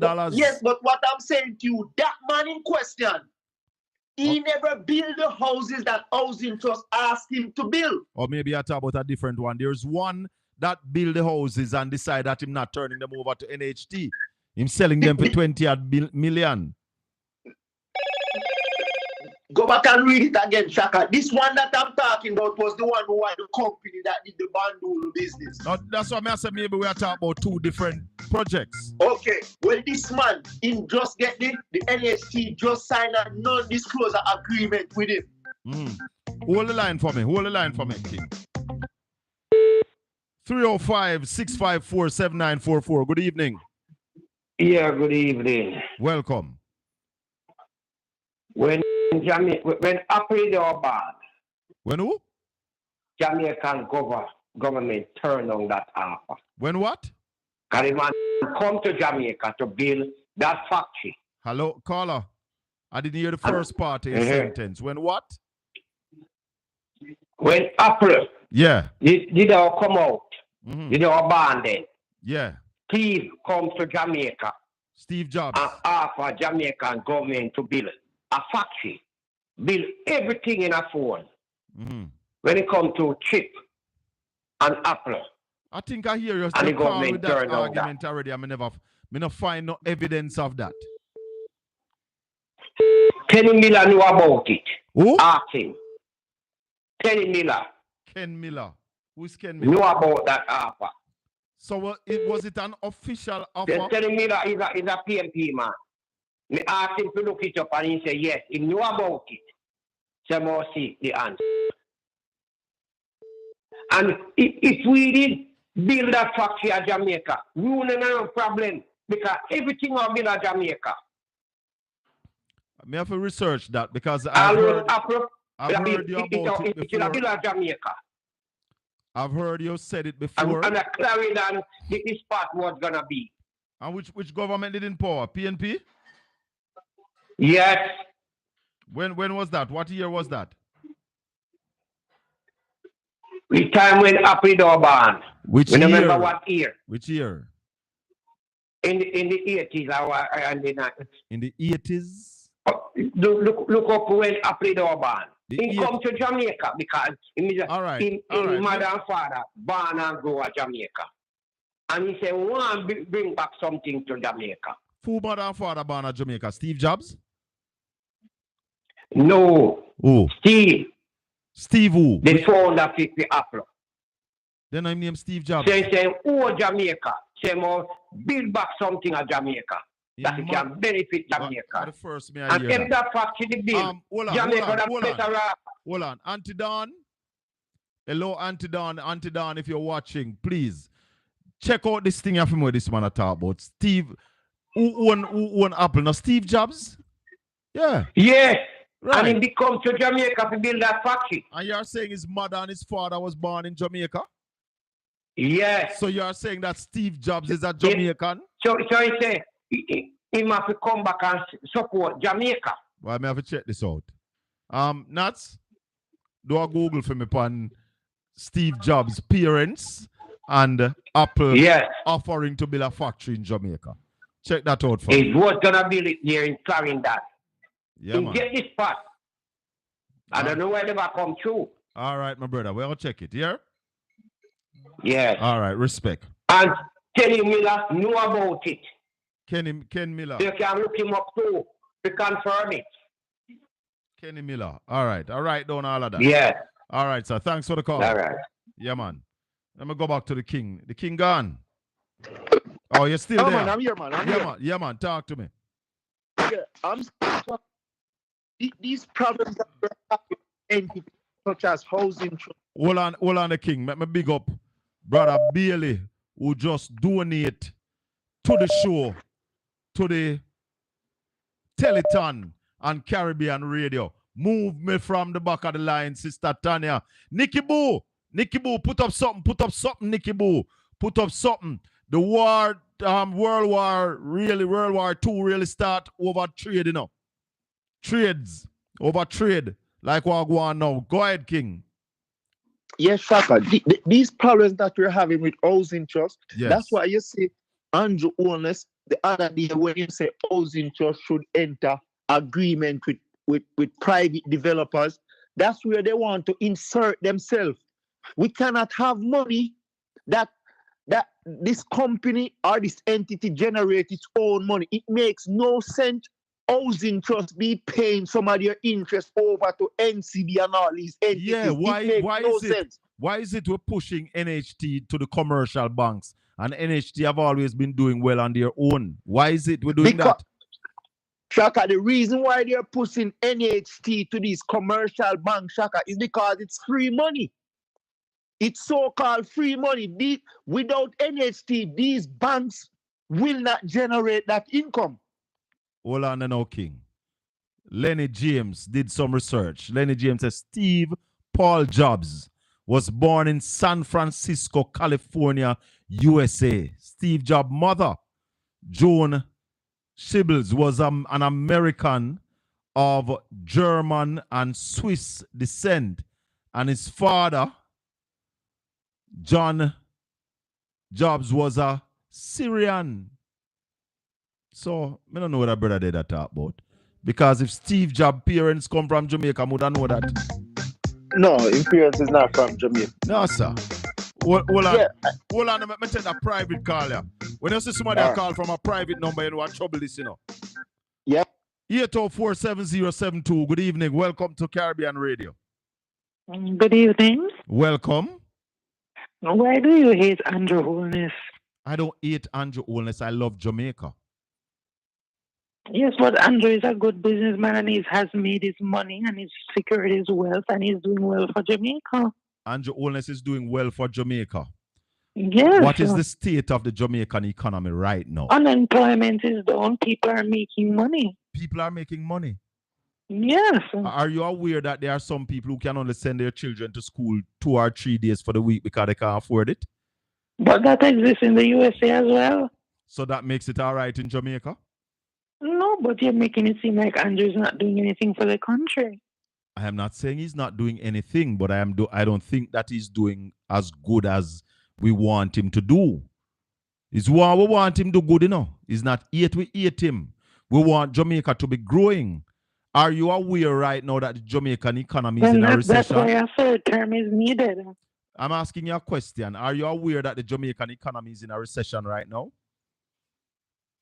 But that recession is not a big recession. It's not a big recession. No, and we're scheduled to grow for this quarter. What is the scheduled growth for this quarter? Even if it's 0.01, we're still going to grow. No, but 0.01 is no growth, my dear. That's stagnation. That going to cause us to have a L-shaped recession. I think you should just leave Andrew alone. And What do you think about the Integrity Commission that says Andrew used money from a charity to buy stocks and bonds for himself? The Integrity Commission is a corrupted institution. The Integrity, what corruption you put on them? Tell me. Why you say they are corrupt? Me know you can't manage the argument, so you're bold. She run, King. She run? Run like thief. Well, that must be a labor right, you know. She a different Andrew. She said, why me hate Andrew? Me not hate Andrew. Me love Jamaica. So I want the best for my country. Listen, Shaka, I just said to you, it must be a labor right, because what we've noticed, Jamaican history, labor rights are blind mice. You can't have no other way to put it. PNP people are a little bit too passive. They allow too much things to go without even standing up. But that's just the nature of the two parties and the two different people. Yes. But as we were saying, Chaka, housing trusts need to get back to their mandate where if you work at sugar, if you work at hotel, If you work at gas station, you should be able to get a house. Because that's as what I it said, was built for. if you live in America, England, or Canada, if you work minimum wage, you will get a house based on that salary. And those people are giving you the full amount of the loan. In Jamaica, we have an entity like Housing Trust. Nowhere else in the world is there an entity like that I know of. Yeah, man, it's the best thing. Yeah, man. And telling me this entity collects more money that could have alleviated the problem of poor people. And all we're doing is paying all this exec. The other day I saw a paper come out, like 20-something people in Housing Trust. They make over $100 million. I'm not sure about that. We're gonna check. We can check it, but I'm not sure. Yes, check it. But there are people there they who make get over good $100 salary. million, Colin. You have a lot of them up there making $21 million and more. That I know, but the $100 million, I don't think so. But we could talk again. No, we could give somebody else a chance. All right, bless up. All right, cool. All right. 804-7072 305-654-7944. Welcome to Caribbean Radio HD. You're live. Talk to me. Colin. Yes, sir. Big up. Welcome. Good evening. That lady who said you're supposed to leave Andrew alone. Let me tell you something. I've been listening to a lot of persons on different platforms who call and say people are beat down Andrew Holness. And there's one thing that them have in common, which is synonymous.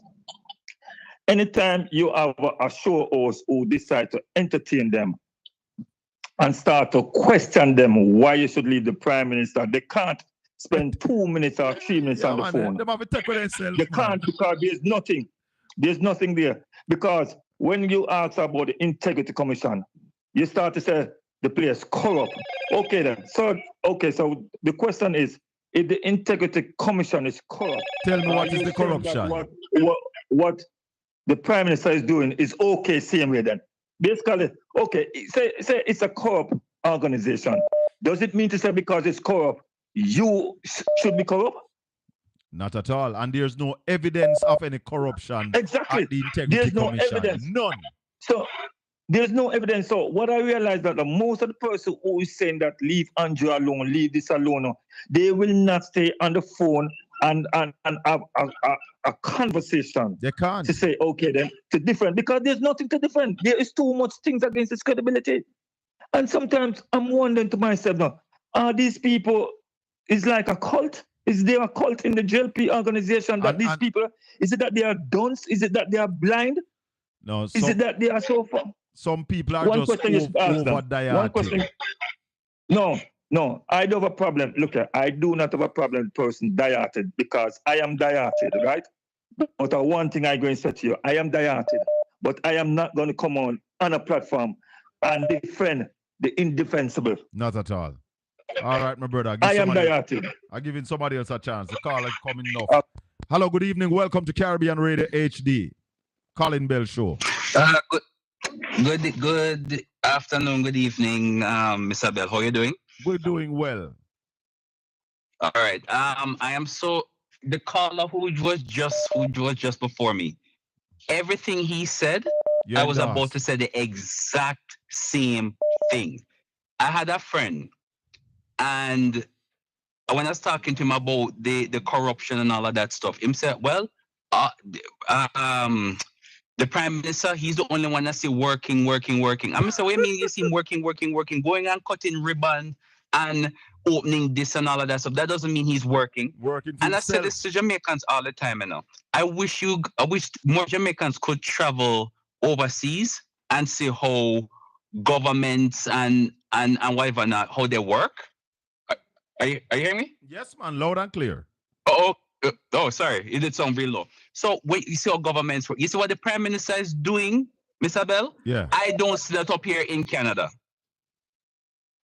I don't see that. I don't see when they do things for people who are indignant or whatever. Now, you have programs for that, and it just runs smoothly. Yeah, and that's it. If you need to find information about it, you find the information, then tell her where for it, and that's that. No MLA, no politician now come and you're going to hold hands with them and cut ribbon and all of that stuff. That's not going to happen. And they can never ever give good arguments. Oh, just leave the prime minister alone. Oh, he's doing well. All right, then, so tell me what he's done. I asked somebody the other day, please show me in the last 9 years, what has the prime minister done? All you guys just keep on doing is just showing what the PNP did in 18 years and the bad. Okay, fine. If we go by the argument that there's some bad things that did happen, okay, that's good. But you cannot dismiss all the positive things that took place in 18 years. Mr. Bell, and this is the last point I'm going to make. Yeah. My father, successful. It's because of how the healthcare system is, and this is why nobody can tell me nothing about Jamaican healthcare system. My father nearly went bankrupt because of the current healthcare system in Jamaica presently. All right. And my father was a very successful man. So anybody who talk about say, oh, this is improving and all of that stuff, you talk to somebody who had a father successful in their business, and because of being misdiagnosed, not being treated properly and all of that stuff, he had to go to private hospital to spend millions upon millions of dollars, which never used to happen under the PNP administration. Again. Big up. 876-804-7072-305-654-7944 Caribbean Radio, the Colin Bell Show. We're live. Yes, Shaka. Good evening, sir. Yes, sir. You know, it's the second time I hear Pillarman come with that information about billing an iPhone. I do a Google, and it has said there is no evidence in providing research results to suggest that Apple plan to build an iPhone factory in Jamaica while Apple is investing in manufacturing in the USA and other countries, including India. So I don't know where Pillarman get that from. Me don't know. I'm the first man me heard from. And, the first man me heard and obviously him have some wrong information by saying that Steve Jobs' parents are Jamaican, not no so. And hey, Shaka, let me tell you something. PNP has given away some land in Trelawney also. Hold on for me. Don't move. Hold the line. Hold the line for me. 305-654-7944. Good evening. Turn off the instrument in the background for me. Turn off the instrument in the background, please. No instrument in the background, boss. If you listen to that instrument, you're going to have a serious throw off. The delay on that is very big. You have to turn off the instrument in the background, sir. No, man, there's no instrument in the background. I'm just getting an echo. That's all I'm getting from. Alexa off, everything is off. You hear it in the background, eh? Something playing in your background, though. No, I'm not going to be able. Let me start something and call about. Yeah, man. Because I wouldn't be able to take your call. Hello, good evening. Yes, boss. Good evening, sir. Yeah, man. Online again. Let me love that program. Let me love that program. I like me cup of coffee in the morning. How are you, sir? Talk to me. Yeah, man. It's a program. Yeah, man. All right. Party flat. And you know, see, I remember in the 80s when I remember when PMP help people with house. Right now, I'm supposed to count about 30 or more small room where the PMP help and with help people with one room house. Yes, yeah. Black men I mean good, black and some big concrete. I mean, plastic tank never in them tiny big. Yeah. Concrete tank where they help people with. You understand me? Mm-hmm. And now if you just big if you big them man and big them one room and they want you vote for them first higher. You understand? Yes. All right, my brother, no respect. Me take our next call here. All right. Yeah, man. Hello, good evening. Welcome to Caribbean Radio HD. Yes, boss. Good evening. Yeah, man. Talk to me. Yeah, man. So, let me ask you a question. All right? Can we hear some good stuff about the JLP? I mean, I'm not saying they haven't done anything bad enough, but at least for the first session, sure. Outline some good things and you can go on the bad things. So that's all. I want to hear some good stuff that they have done enough. No, but you can call and tell us. Or somebody can call and tell us. If you ask me, I would say the GLP has done more bad things than good things. Because if you look at the economy, this is the first time in the history of Jamaica that a GLP government has assisted in bringing down the debt. Every other GLP administration has seen an increase in the debt when they came in power. You understand what I say? Really? Yeah. Really? But I mean, listen, every government have its phase, you know. But you have a time when, you know, GLP was doing bad, and you have a time when they're doing good. But they have done. I mean, I'm not gonna say they have done some good things. Yes, they have done some good things, but they have done more. There have been more failures on behalf of the GLP than good. And because of that, you class them as the worst government, right? Because of that, I do what? You class them as the worst government. This government, this President Andrew Holness-led administration, is the worst government that this country has ever seen. And I can defend that. Wow. I can defend it. Really? Yes. I mean, if it was PNP, I think maybe, you know, somebody else on the other side would be saying the same thing. You don't think so? Yeah, they can say it, but they can't provide the data. I can provide you with the data that show that this is the worst government. What I can also tell you that this government, you dear caller? Yeah, man, I'm here, I'm listening. Yeah. This government got the best economic platform of any other administration in this country. And they have failed to capitalize on it. You remember 2016 when they came in power, they said that they were going to grow the economy by 5% in 4 years? You remember that? Yeah. You know why they said that? Because there was a solid economic platform. Now, 9 years in, they have never grown this economy by 2%, much less 5%. They have never gotten but Shaka, 2% growth. Yeah, but let's be real. You don't think COVID and all that stuff? But hold on. COVID was 2020, my brother. They came in power in 2016. They had 4 years before COVID. What happened to those 4 years? They did. Yeah, but in those 4 years, they never get to 2%, you know. But if COVID never happened, then at least they would have an extra 5 years. No, but say, okay, then let's, you know what I mean? So but we have to factor in that as well. And probably that's the reason why this government, this JLP government, is, you know, it's been classified as the worst government because what they have hit with. No. I mean, you know what I mean? We should have government have hit with something like COVID, really. No other government, no other government in the history of this country has ever had anything like COVID to deal with. That is a fact. Exactly. No other government have had anything like COVID. And they did fear in COVID because for me, I don't think that they did well in COVID because things that we should have done in COVID, we did not do. And therefore, even when you remember when COVID started, there was no protocol at the airport to defend this country. And hence, we start getting COVID because remember our first COVID case came from abroad, you know. You remember that? Yeah, that's true. Hold the line yeah, man, that's true. That's Hold true. the line for me. I want to take this call. This person calling straight. Hello, good evening.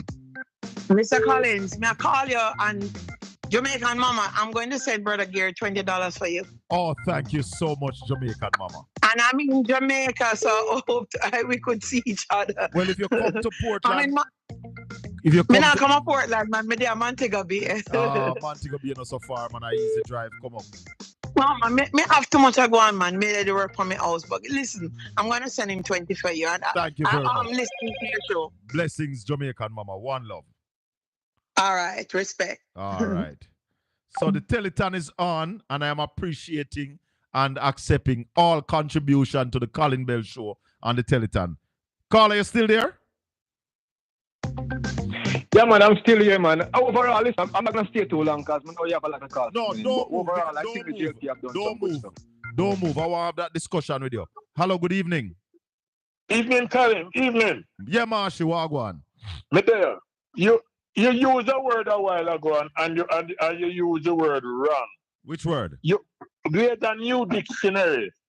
The title is Bella slang. You're talking about Andrew Wellness administration. That's not what the word is. It's administrative. You mean over Portmore there?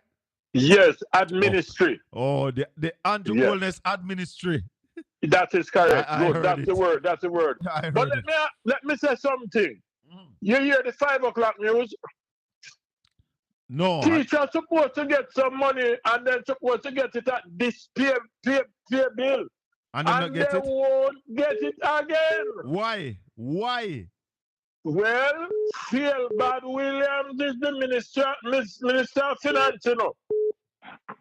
So why the people not get their money? Me don't know. And some teacher restive. And water commission, technical workers restive too. Yes. And when you think the teacher then knows that they not get the money. Today. Hallelujah. Today them forget it. Yes. You know? and I don't see why this Andrew Wellness administration. And remember, it's an authorized copying. I don't want anybody sue me, you know. The copyright. You think she pay attention? She not pay attention. He doesn't need that. Hold on, Marsh. Sister Maxine, thank you very much. Thank you very much for the donation. And all the people who love this show here upon Caribbean Radio, listen to the show. Glad for the information. Please contribute to the Teleton. Tell Brother Gary that this is for the Colin Bell Show, to move him from the back of the class to the front of the class, to the front of the class, to the front of the class in the Teleton. Tell her. Donate $1 or $2 or $20, $100, $50. You know? Talk to me, Marshy. No. The government, Andrew Wellness and them team, them like to talk about how the economy is stable and the economy grow and how much money them have now that them can do all this and that. And yet them can't pay the people then. You see, them can't buy the things to the hospital. Hospital, you have to go find money in your pocket to do diagnostic service. Hold on, because when I saw it, I just sent it to Dr. Dawes and said, is this true? The government will no longer pay for your diagnostic tests. Government used to pay for those tests. They're not paying for it no more. Marsh, this government had squandered the rent money. $12.4 billion of the rent money. They take it away and I use it to buy vote for $20,000. Tell her. Oh, God Almighty. What can go so? The government of Jamaica is giving away $20,000. The first time they said if you earn under $3 million a year, they're giving you $20,000. Just come here. See $20,000 here. $20,000 can't buy nothing. And then they are saying that they are giving away another $1 billion to people who are in the tax net, who no register. Come here. We're giving you $20,000. What $20,000 can buy? That is the rent money that Favor Williams talk about, that they're squandering the rent money. So a man think it, so is he. Same so. What kind of business is this? Today I tell you, imagine you want me and you promise say you're going to pay me, I have all the time to tell me. After me set my plan now, because I'm going to get the money for at that time, they are going to tell me, say, you can't pay me. And you can't sure when you're going to pay that money. You know a group. If the teacher take action now, you're going to hear some politics them a play. You know a group named the Ethiopians? Everything crashed. You know the lead singer came from Portland? Whoa. White man come from me, says it. But you know, so them have a song where say if you owe me, you have to pay me. You owe me and you pay me. If you owe me, you have to pay me. Them have a song say that, you know. I go again. Oh, me not pay me, oh, me not pay me, oh, me not pay me. That's it, Marcy. Tell him. Tell him you owe me, you have to pay me, sir. Right. Yes, man. You need to pay up. Hold on. Nicky Boo, that money pull up there is $50. Nicky Boo, that money pull up is $50. Send it to Brother Gary, our sister Sharon now, please and thanks. Send on, Nicky Boo, send on. DJ Shane, big up yourself. Marsh, we'll talk again here. All right, big up yourself. Blessing, good. You see, let me tell you something. I don't hate Andrew Holness. Me not hate labor rights. Me love Jamaica. So if you're doing good for Jamaica, me big you up. Hold on there. Hold on, Dennis. Christopher, where you say you put on 500 US? Christopher Campbell saying put on 500 US. Tell her. Big up yourself, Chris. Go ahead, caller. Yes, Colin Bell. Yes. Good evening, sir. Talk to me. Yes, man. I listen to your program at evening time, brother. Yes. And thanks. Right now, when me listen to the labor, me over 70 years old. Talk to me. And listen, me not hear nobody attack where labor right do, Because when Mr. Siaga do in a few time in the 17, me can tell because Mr. a businessman.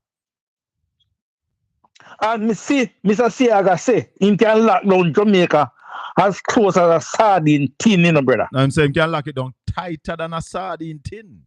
Tighter than a sardine tin. You're talking about the 70s. Yes. When we have to run up and down and look chicken back. Talk to me. You hear me say? So now when me see obviously Andrew come now. When Andrew come 2016, me had the business. And check out now, my brother. $16,000 see the minimum wage. And when he come, it was 6. I mean, it was $5,000 something. How much for a pound of chicken at that time? How much for a pound of chicken now? And if this, how much, call it $6,000. How much chicken is $6,000 can I buy? You hear me argument? How much is $16,000 can I buy now? You hear me argument? Me tell them. Back then, you hear me say? The 6,500 could have buy about 45 pounds of chicken.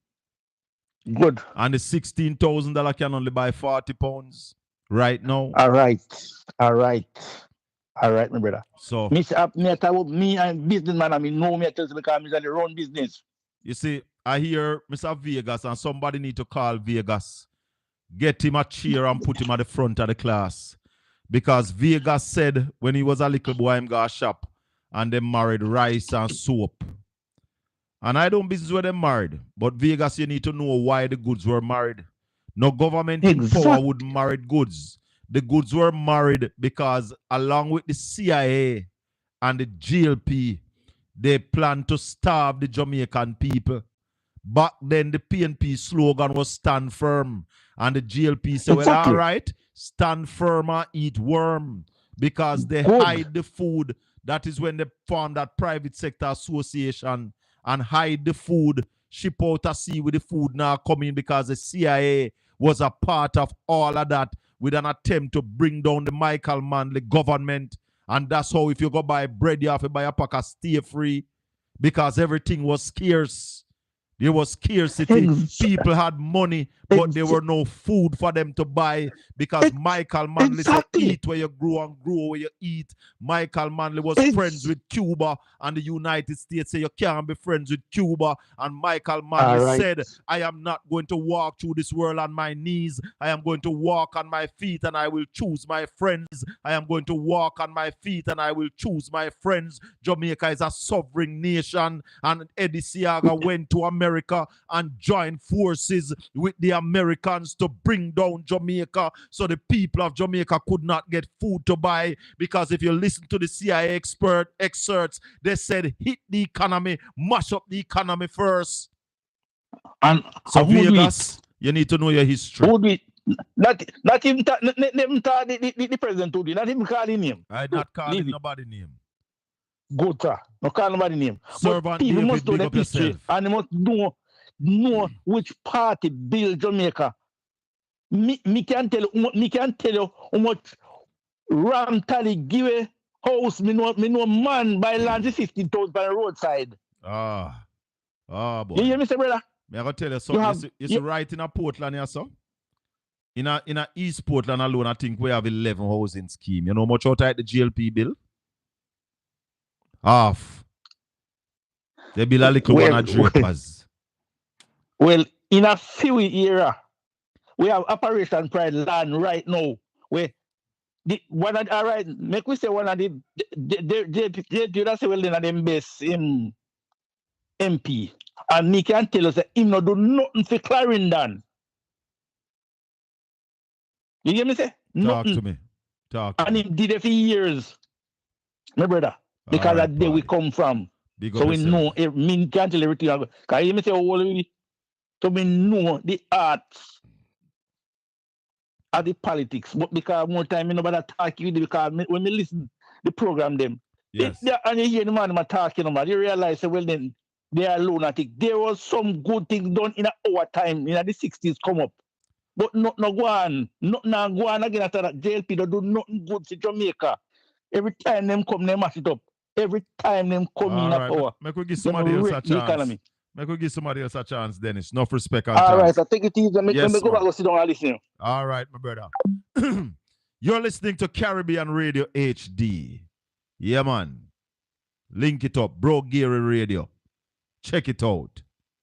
You know, every Tuesday and Wednesday, Drive Time Radio, 5 to 7 in the US, 10 to 12 in the UK, 4 to 6 right here in Jamaica. Done it. Make a donation to the Teleton. Me I go and well on the Teleton now. Me not supposed to do the back no more. Me supposed to go on a front one go now with the Colin Bell show. Yes, man.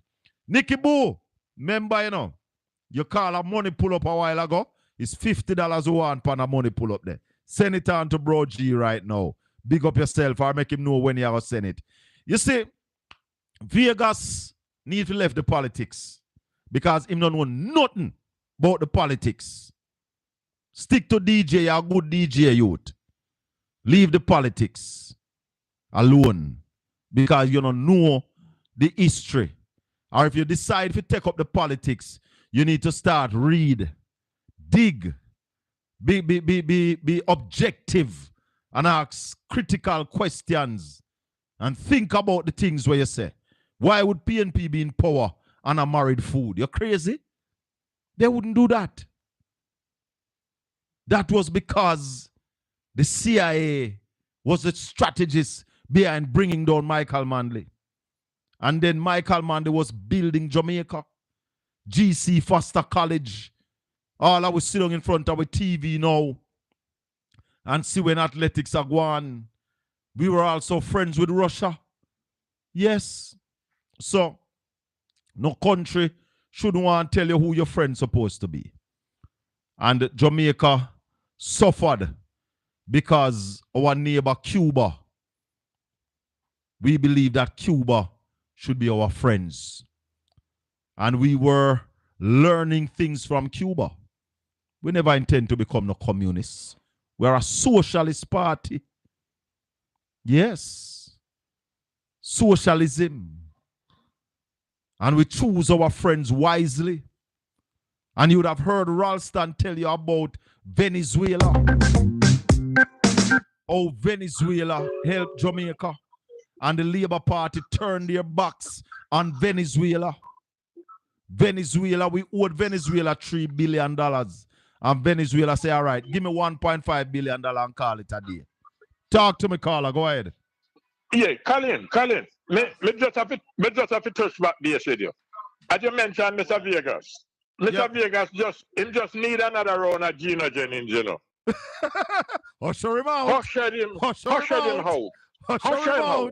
Hush him out. Yes. Yeah. Because he knows nothing. Nothing. He just run out and you know what? You know why I appreciate Bruce Golden? Talk to me. Bruce Golden admit that the CIA was working.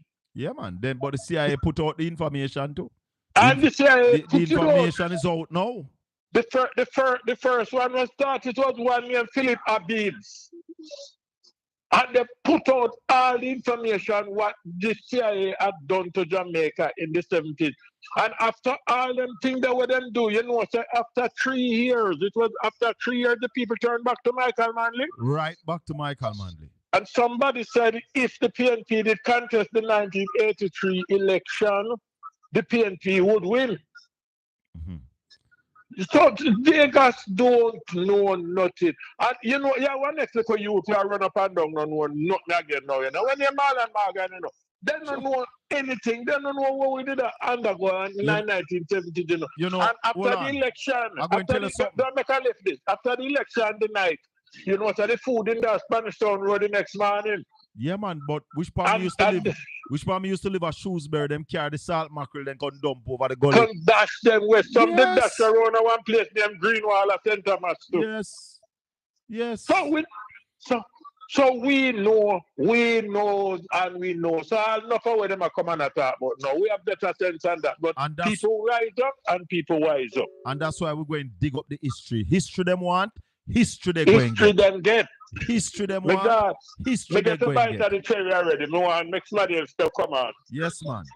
Because the brethren did call me earlier and I asked me about what it is that the GLP do, and I must talk something good about the GLP. If the GLP want me to talk something good about them, they must do something good. And then I will talk about them. I want to say thanks to all the people on Caribbean Radio HD. Big up on yourself. DJ Israel, big up yourself. Servant David, Melrose out of Montego Bay. Big up all the people in the chat room. Please remember to join me next week, Tuesday evening, 5 p.m. to 7 p.m. on Caribbean Radio HD. Thanks to all the people who have contributed to the telethon, moving me from back of the class. I'm not at the front of the class yet, but I hope by next week we're going to put some things together for me, because next week we want to run around them youth there. All of the rest are presenter them. We are going to run around them next week and give them donkey length with the telethon, because I'm new to the thing, you know. And through me new to the thing, them jump out of the thing before me and run where left me. But time comes. Big up on yourself, Caribbean Radio. 876-804-7072. This is the Colin Bell Show. Turn off the radio in the background, or the Alexa, or the TV, or whatever you're listening on. Turn it off. All right, boss. Talk to me. Yeah, we want to touch piece of the history at all. History time. Go tonight. Yeah, man. Yeah, man. You know, money time, there when time. You had send Mr. Vegas a little further, you know. Yes. You see, since you don't believe what I go on and I'm living a denial, if you go check the Farrakhan tape. Oh, yeah. How much time they try to assassinate Michael Manley? Tell her. Yeah. I hear where they hold on, Colin. Go ahead, continue, caller. Where the CIA and the CIA do to Manley. Hold on. Yeah, man. And Jamaica. The whole heap of violence there in the 80s, they were then kill off much of people. Yes. Take out CIA and CIA. Yes. Right, and about 3 times they make off a Manley to assassinate him. So since Vegas want to know the truth, I think them know the truth, you know, but them just want to lie. Yes, them like to lie. That's why they keep talking. That's why they keep talking about FinSac. And we are sending out a challenge to the labor rights. You spend $150 million to do an investigation, an inquiry into FinSac. Release the FinSac report. We are calling on the GLP to release the FinSac report. Until you release the FinSac report, you know, if you say not more about FinSac, release the report. That's it. I'm not going to Mr. Vegas and I look a hype, you know. Sure, man. You might look a crowd for DJ. Yeah, I look a hype. So that's why I'm a follow tell people lie. All right, my brother. Enough respect. I send him to the Farrakhan tape. The Farrakhan tape. Go listen to it. For Mr. Vegas. Big up yourself, party. Yeah. Yeah, man. Talk to me now, Colin. Yeah, what on, Colin? Hold on there. Yeah, man, look at hype. 804, hold on. Go ahead, Colin. Yeah, man. May I say even, bro? Yes, man. Basically, I hear a little birdie tell me that the Cornwall, they have a opening for the Cornwall Regional Hospital. I think by Friday sometime. Yeah, man, election will come, so they will force open it after 9 years. So the PR machine kicking it into high gear. Well, let it kick in because there needs to be an inquiry in Cornwall Regional. It's $20 billion. Definitely. $20 billion. There will be an inquiry into Cornwall Regional, my brother. Exactly. So they need just to like how they need to release the Crow report and the other report from FinSAC, they need to put together a commission of inquiry. We look into the saga down there. So. Yes, man. See? They need to pay. In a nutshell, that's all I have to say right now. So all right, my brother. Enough respect. All right, cool. Let's go over to 804. We lost the caller over 804. We have a caller holding. Yes, caller, go ahead. Today, yes, man. Mm-hmm. All right, so can you hear me? Yes, man, loud and clear. Cool. Again, Colin, man. Yeah, man, may I listen you? Jamaican, right? Yes, you love Jamaicans, right? I love Jamaicans, yes. Yeah, so I know your party, you love a Jamaicans. Jamaica, right, fine. Jamaica first, Portland second, PNP third. All right, no problem. All right, no problem. All right. So I have two questions more ask you, two questions. Yeah, man. All right. So whether it be JLP or PNP, we still have to take orders and follow Vision 2030. It doesn't matter which P they in power. But we have to follow. But you think whatever we cannot is pushed. Well, I know. I'm asking two questions. Hold on. Right? But you think we can achieve Vision 2030? Yeah, man. We don't have to follow it, man. I know, like we asked. But we are not in a position. We are not in a position to get there. Well, it don't matter. The point of don't try to distract the point of my saying. The point of my trying to say is on have to take orders from the people above. That is my point. I'm not trying to get to right. All right, fine. All right. The next question is you asked about World War II and what caused World War II and all of that. Yeah. Right. And basically, you see similar trends that take place right now. That's why I asked trading and all of those things. That's why I asked the question. Man. Well, I know so we talk about the people, but we're not talking about JLP and PMP. We're talking about the people of Jamaicans now. Yeah. So it is inevitable that World War III is going to happen. How you love you right now, you must know how you are doing now for basically prepare your people that you love so much for World War III. Because guess what? When World War III start, there will be no food. People are going to dead for hungry. And that's why... There's going to be unrest and civil... There's going to be unrest and they're going to look to UNO as politicians because they believe that and that's UNO why can we protect preach, and feed them. And they're going to slaughter. And that's why we are preaching self-reliance, that Jamaica must put itself in a position to feed itself. We can't be importing $2 billion worth of food. Let me tell you why that is. Let me tell you why that will never be achievable. Because again, we tell about Vision 2030. If you don't understand Vision 2030, we can't talk. We tell you that is a thing only think. So but me tell you, I'm going to explain Vision 2030. Okay, you don't know when I talk about The vision is to have one world order, one money, which is digital currency, one government, and basically you will own nothing and be happy. You see me? Universal income. Well, I'm a teacher for the situation set. All right. So, who don't talk about self-reliance? The thing is, corporations run the world. Not really government, corporations. There's the people that owns all these corporations and them put up buildings and run the world. The banking elites and them fund all of the war. Them said that the war is funded by the two sides. Russia, America, and they said banking elite fund the two of them. You not get played in a monopoly by the banking elites. Let me ask you a question. No, man, hold on, man. It's not a monologue. It's a dialogue. I'm going to ask you a question. Are you going to escape Vision 2030?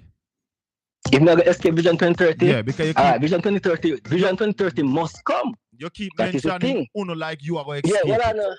Well, I know, man. Well, I know.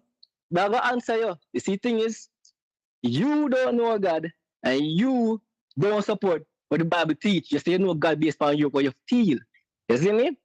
May I tell us that Vision 2030 will happen, right? Because it is prophesied for World War III and all of these things to happen. It's prophesied.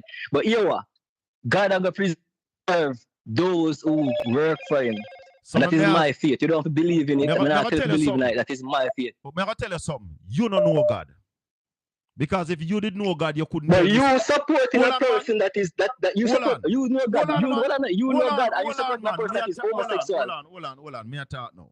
If you didn't know God, you wouldn't tell me, say me don't know God. All right, me tell you why you don't know God. According to the Bible, right? First and foremost, the Bible says, if you love me, keep my commandments. That's what the Bible says. Yes. And the Bible says, man to man is unjust. Yeah. There's no man that can support no man to man and tell me say him no God. This is no party, no nothing. So who support? No man can. Who support man no to man? Worries. So who support man to man? You must find. Well, if you support people that are basically labeled as homosexuals, let me tell you something. They can't know God. Let me tell you something. The Bible says, make the wheat and tear grow till the day of harvest. So you support homosexuals. Thank you for agreeing with it. Thank you for agreeing with it. Thank you for... No, that's what it says. No. That's not what it says. You don't know the Bible. You don't know the Bible. That's what the Bible means. You know it. The Bible is not against you not judging him. The Bible is saying, make sure, say, when you are judge somebody, you're not doing it. That's why I said, first take out the mouth out of your eye. First, I can see clearly to judge. You don't know the Bible. Some say, don't know God, you don't know the Bible. All right. You give me some glad to confess, so you support that kind of nastiness there, because a party is in. At where you ever hear me a support man or man? All right, so ask that question. Your conscience we are using now, because again, a God we are dealing with, right? God know everybody mind and conscience. So you can lie to me, you can't lie to God. Fine, right? Yeah. So I ask that question. So you don't believe or know of anyone amongst you that either a par with homosexuals or that person is being looked at as homosexuals, and that person is also part of homosexual. You don't know nobody like that. So let me answer your question. I have no evidence that no man around me is a homosexual. I cannot. Let me finish. Go on. I cannot determine that a man is a homosexual because a next man said that he is. You understand? Without providing evidence. Fine. So from where I sit, I know of no man around me in my circle that is involved in homosexuality. Do you know any man? Do you know any man in your circle who is involved in homosexuality? Well, I know. May I ask you a question?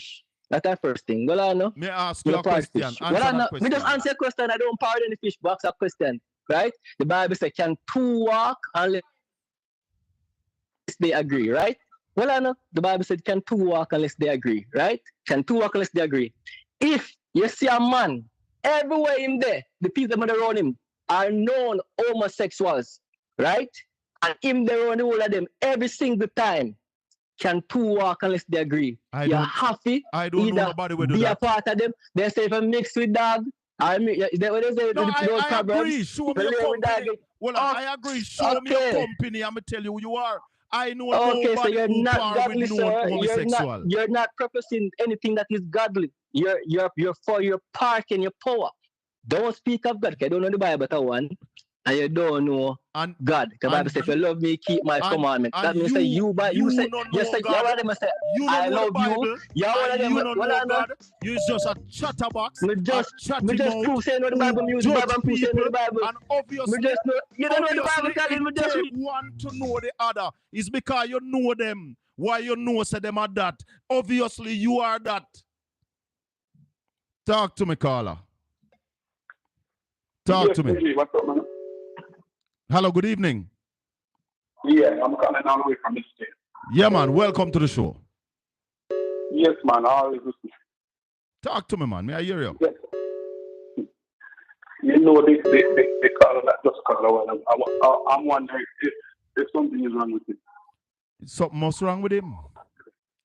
Because what he's saying, that this country is going to go one currency, that will never happen. Well, tell you what. If you read the Bible, there are certain things in the Bible, you know, that the Bible prophesy. Man will try to control the world. The one world order is in the Bible.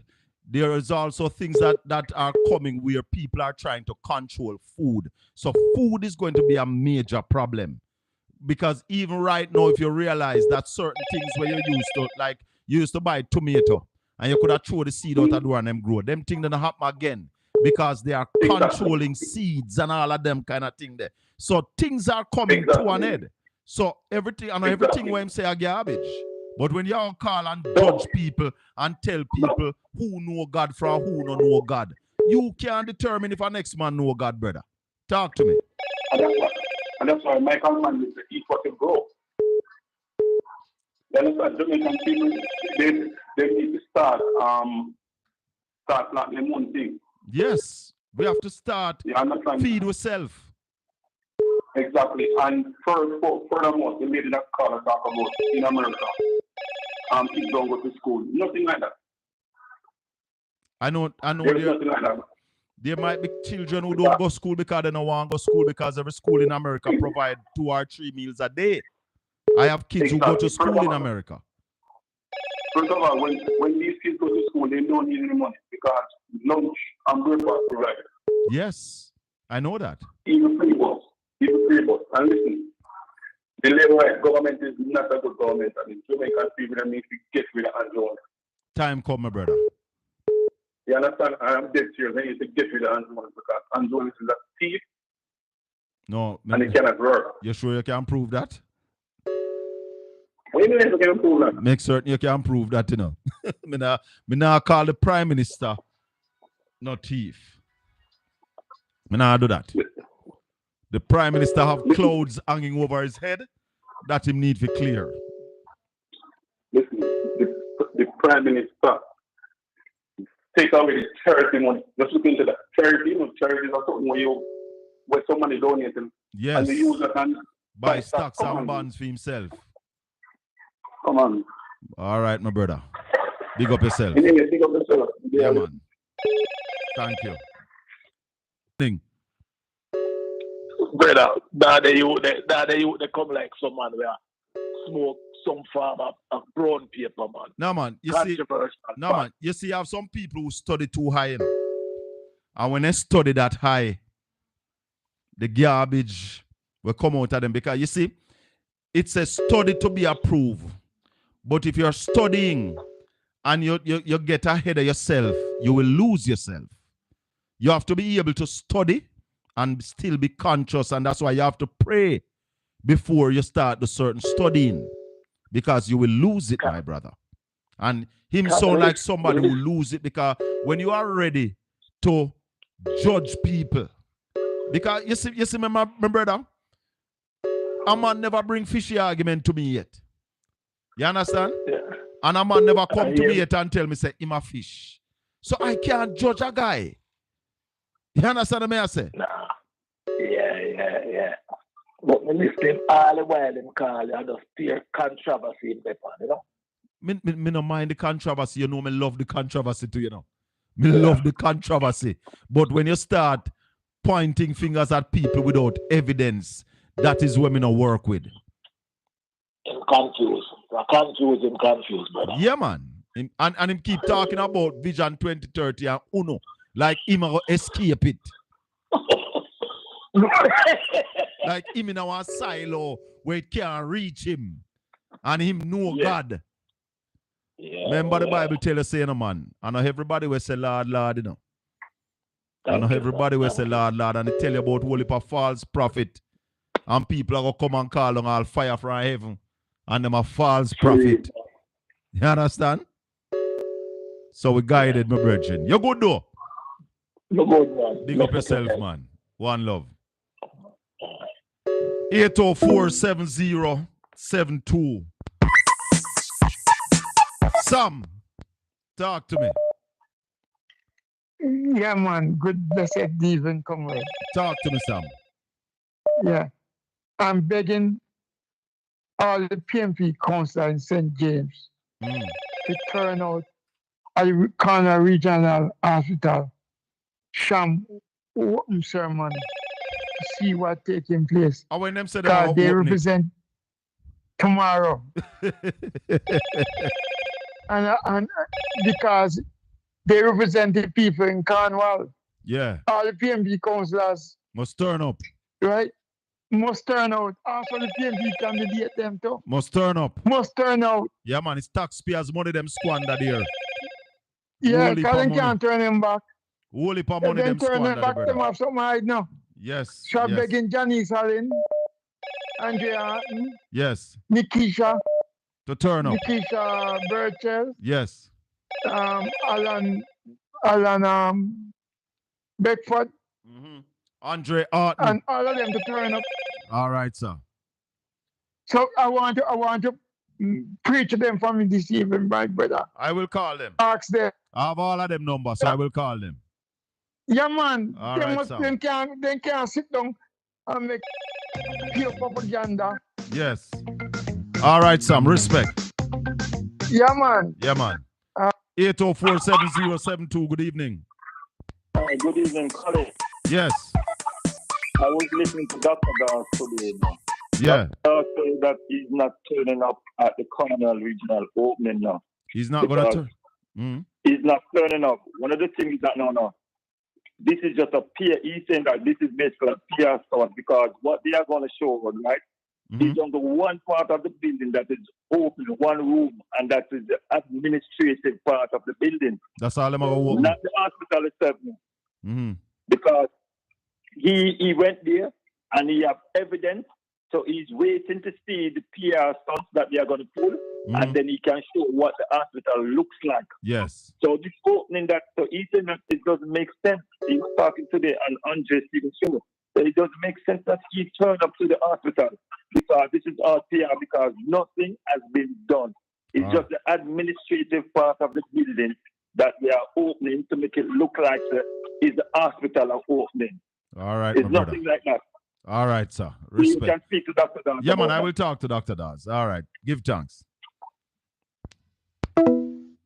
Yeah, man. Let me touch base with where him there? 1, 2. Hold on there, man. Hold on there. Because I want to touch base with this general here. Oh, and they're on another call. Hello. Hello, good evening. Hello, Sir Colin. Yeah, man, welcome. Bless up, my brother. Calling from Southwest St. Elizabeth. Southwest St. Elizabeth. Thanks for calling. Yeah. Yes, sir. And I born in the 60s. 1960.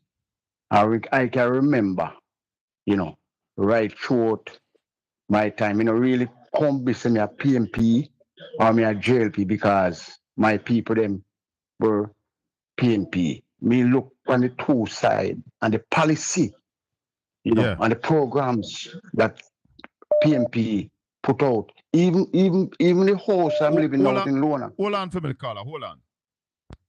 Hello, good evening. Sibel. Mystically.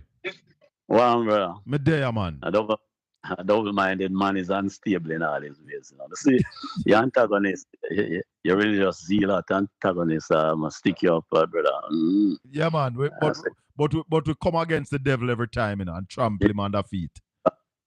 I'll make him know me know the Bible. So me turn up back at you. Yes, sir. You get my answer? Yes, sir. They're desiring to be teachers of the law, not knowing what they say or whereby they affirm. Thank you. They are teachers of the law, not knowing what they say or whereby they affirm. I want this to be pronounced, yeah? Yes. People have to just settle and understand certain things. You talk about the law, you not follow the law, right? What is the law? What is the law? Yeah? Well, hear the law. Hear law. Love the Lord thy God with all thy heart, with all thy soul, with all thy mind. And love thy neighbor as thyself. And these two on all the laws and the prophet. What me say? Yes. Yeah? Love. I just say it. Yeah, man. Yeah, man. Right? The brethren knows that the Bible is a book of resistance. Resistance, brother. Yes. Yeah? So when you tell him, say, boy, self-reliance, that is what the scripture is all about, self-reliance, self-sustainability. Yes. Eat from thy own vineyard. See there? You get what I'm saying? And you hear me now. So if the World Economic Forum, the New World Order, and neoliberal agenda is the prevailing ultimate power we are going to surrender with for life. Yes. Then the Bible read no make no sense. You get what I'm saying to you? Yeah. So you might say, because so if a lot, basically what man says that man can stop the time. What the man is saying, I say we can't stop it. It will go happen. You know what I'm saying? So lock down all the agriculture and all the farm and everything. Nobody and just wait. Yeah, and just wait upon it. Nobody eat. Yeah. Nobody eat. Nobody yeah. plan for tomorrow. No plan for tomorrow. Make somebody come feed you. You remember what they told us about the year 2000? Yes, man. That the world would end. So basically, we want to tell us that the world will end 2030. So, make no sense. We make no plans for after 2030. Them make them people locate them in a silo, man. And ready to blow the whole of them out of the spark, The Bible says resist. A resistance are going to do it, All right. One big example. Because remember, we talked about this ad nauseum during the COVID era, When I tell you about simulation, then I simulate where they want to place for us. Yeah, the same 2030 vision. Yes. But ask him why it collapsed. Why it collapsed? Why them have to revert, to normalcy? Them have to pull down this COVID thing and this and that. You never reach nowhere because the people are resist. Some people look at themselves, but there are many people resist, and it couldn't go forward. Yes. So them are wheel and cup again. Whatever direction them take, we watch them. Yes, we watch them. Yes, some people lost their lives, and some living on. Yeah, man. So we are resist to the bitter end, and we know we're going to win. We are confident of the in victory the victory of good over evil. Yes, sir. Yes, sir. Yes, sir. I'm coming in late for the thing, So, it was a good show. We are wrap up still. Give thanks. Yeah, man. Mystically speaking. Yeah, man. One love. Listeners and viewers, let me thank you all, everybody in the chat room. Big up on yourself. Yeah, man. Christopher Campbell. Thanks, sir. All right, Suzette, I'll take the last call. Last call, Suzette. Thanks. All right, Suzette, I'll take the last. Turn off your instrument, Suzette. You're the last caller. I just did. Sorry about that. How are you? Good evening. I'm fine, thank you. Thanks for calling. You're welcome, and thanks for accepting my call. Talk to me. I just wanted to chime in, and somebody had said it. I was listening today, and Dr. Dawes had explained, so after 9 years and almost or over 20 trillion Jamaican dollars. No, not trillion, billion. Over 20 billion Jamaican dollars. Oh, it's not trillion. No, it's not trillion, it's billion. All right. Yes. So tomorrow they're going to have a big commemoration, cutting ribbons and millions spent to have different newsrooms and stuff. Yes. For one administrative room, which, he stated was just 2% of the overall construction of the building. So, I don't know who's going crazy. What needs to happen is an inquiry in our money spent on a Cornwall Regional. And as soon as the PNP forms the next government, we must launch an inquiry into that $20 billion, because in 2016 what they said it was going to cost $2.2 billion. I've been following, The only thing right now is kind of concerned me about, I'm looking forward, of course, to see Mr. Golden taking the lead. But my only little concern is that, I'm kind of waiting between him and Mr. Bunting. To come out and give us some peace of mind concerning, the brutality of what's going on with the JCF and the citizens. Well, that needs even seeing the little schoolboy.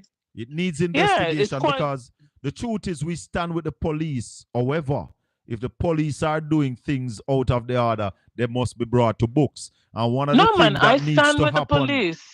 things that need to happen is body cam, especially when they are going on these planned operation. But I'm sure they have it, but the truth, all officers should be wearing their body cam. That need to start. Colin, I honestly believe that they have the body cams, but because they can't go without them, they're not being held accountable. Right. And of course, I believe that 90% of the police force are good people. Yes. Because I'm here in the States, and even in the ice cold, You know, see the police and mask up them face and they're going like that. You can't see them face, you can't see a badge. Yeah. You want to videotape what is happening for your own safety, them and lick out the phone out of you, and you know, it's a lot of little stuff. So I'm just looking forward to seeing something different. Yes. And I'm listening again to hear them come out and speak about the brutality that's going on. Well, if you're listening for it, I'm going to try bring Peter Bunting one day next week. All right? Please, please, please, please. I will do my best. Thanks for the call. All right, bless up yourself. Take Yeah, care. And yeah, Portland forever. That's bless. my parish. Love you, girl. All right. All right. Ed boy, where you there? Where Ed boy there? Hold on there. Where Ed boy there? Where Ed boy there before we leave ya? Where Ed boy there? Where Ed boy there before we leave ya? Ed boy before we leave ya. We're leaving here, but Ed boy before we leave. Ed boy, where you there? Ed boy? Ed boy before we leave here. We're checking out. Ed boy, where you there before we leave? Hey, my brother, how are you? Wagwan, talk to me. I am asking permission to speak in an unknown tongue. Tell her. Do you see what is happening in North Central St. Andrew? You mean over Mr. Samuda, sir? Over Mr. Samuda, sir. You remember there was a meeting in Portmore where somebody said PNP have come to talk to you? Yes, sir. I think that message was a subliminal message for Samuda and Steve Wright. Talk to me. Tell us what is happening. Because remember in 93, you know, Carl Samuda ran for the PNP and Tom Tavares ran against Tom Tavares Vincent. Oh, tell her. Tell her. I saw it didn't go. Tell her. And that's Tom, how it is. Go and check your 93. And Tom's son want to see it now. Tell her. And so it's the settlement of all arguments. Yeah? But also, Mr. Steve Wright has a last name which is not a very lovely last name to the Prime Minister. Because remember in the Prime Minister's constituency, we had a comrade by the name of Comrade Steve Wright, who was also a foundational member of the PNP who ran that seat for a long time. That's how you have Steve Wright Gardens, you know. Yeah. The division that the former mayor now represents. Talk to me. So I'm guessing when Tom Tavares said PNP, he was referring to the last name Steve Wright and Samuda who ran against him for the PNP. I didn't need that talk about no. Me mother, Miriatas. So, but things are heating up in there. Very much so. It's getting very heated to the point where it is alleged Mr. Steve Wright's driver was shot up. Or shot at. When? Yes. Last night in Lawrence Tavern. Wait a second. What can go so? I never hear that. Well, that's why when me see you call me, I have to talk to you. You know, me can't make you go on and talk to you. And I have not heard any news media except our good friend Isabel Rose carrying it. Yeah? But no media has carried it, and it is a statement of fact. I wonder if Isabel is my family head boy, because I have been watching her and she have been watching me. I wonder if we are family. But hey, let me tell you something. She's very good at her presentational skills, you know. Yes, man. Yes, man. She chopping. But this thing, whenever I hear about this thing, in drivers, they shut up the vehicle. They shut up the vehicle. Bullet holes in the vehicle. No, Colin. It's iceberg hole in the vehicles. Oh, yeah, sir. Yeah, man, it's seriously. Then that no make nothing. Me know hear that you know what is happening now, you know, right? They are doing a lot of what you call it now. There's a lot of silent. Yes, and cover up. Yes, and cover up, because this is not done yet. Today I see the Prime Minister go down Panassos Estate, right? Mm-hmm. And me should say hypocrite, you know, no matter what color you put on them. Yeah? Because the Prime Minister knew in 2014 that Panassos Estate was approved to be an agro park. Yes. And they because they say it's Southwest Clarendon most of Panassos Estate in.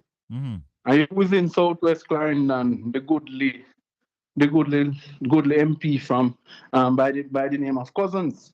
Yeah? Lutheran Cousins, sir. Yes, sir. So they did Esquire. So they didn't want to open that but what hurt them, and burn them even more, is that most of the farmers in that agro park are from Southwest, and you know who them support. Yes. Yes. So I see them open it. I mean, I welcome any initiative that has to do with agriculture. Yeah, man, to and help the farmers. feeding ourselves. Yes. And I think we need to open more agro parks across the country. Definitely. Yeah? Definitely. Portland needs its own. Yes. Yeah? And we're going to get it. We are going to get it. Yeah, because there's a lot of land, government land, that can be used to put irrigation. Yeah, man. Yes, man, and put the country to work. But as I go, close to river. My final tala would be, let it be known, there is going to be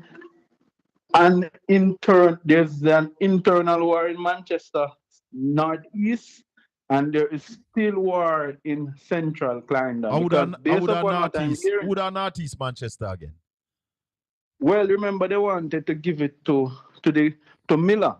Remember Ardlishaw wanted to support Miller. Yeah. Yes. And which is actually his counsel for the Craighead division. Yeah. Yeah. So that not settled yet? No. I mean, you said Newbie not settled yet neither? No, because the final decision rests with the party leader. Tala. And if you remember Newbie's history, Newbie was the protege of Ardlishaw during his campaign. Tala. That's why Newbie not forget no seat. Tala. Yeah, that's that. But let me tell you something what is happening. There is a silent pushback happening in the JLP and Andrew, and Delano Seawright opened the gate on Good Friday. Yeah? Is he interested in becoming leader of the party? Tala! Oh, see. Tala!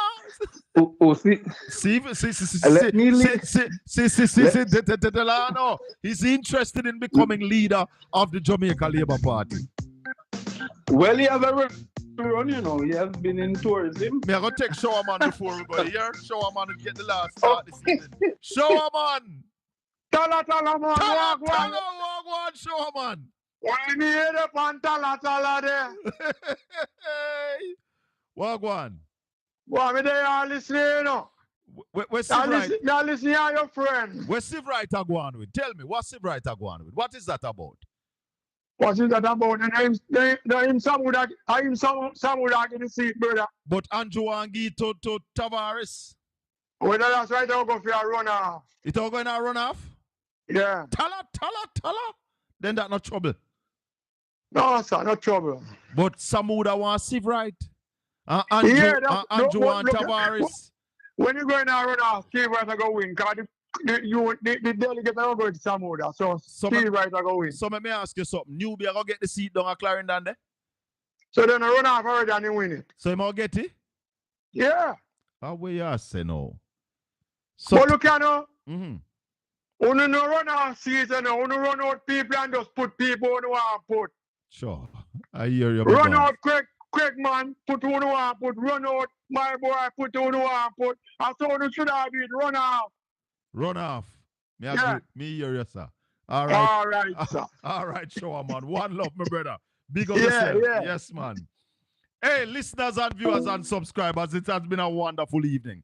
May the good Lord continue to bless and keep you.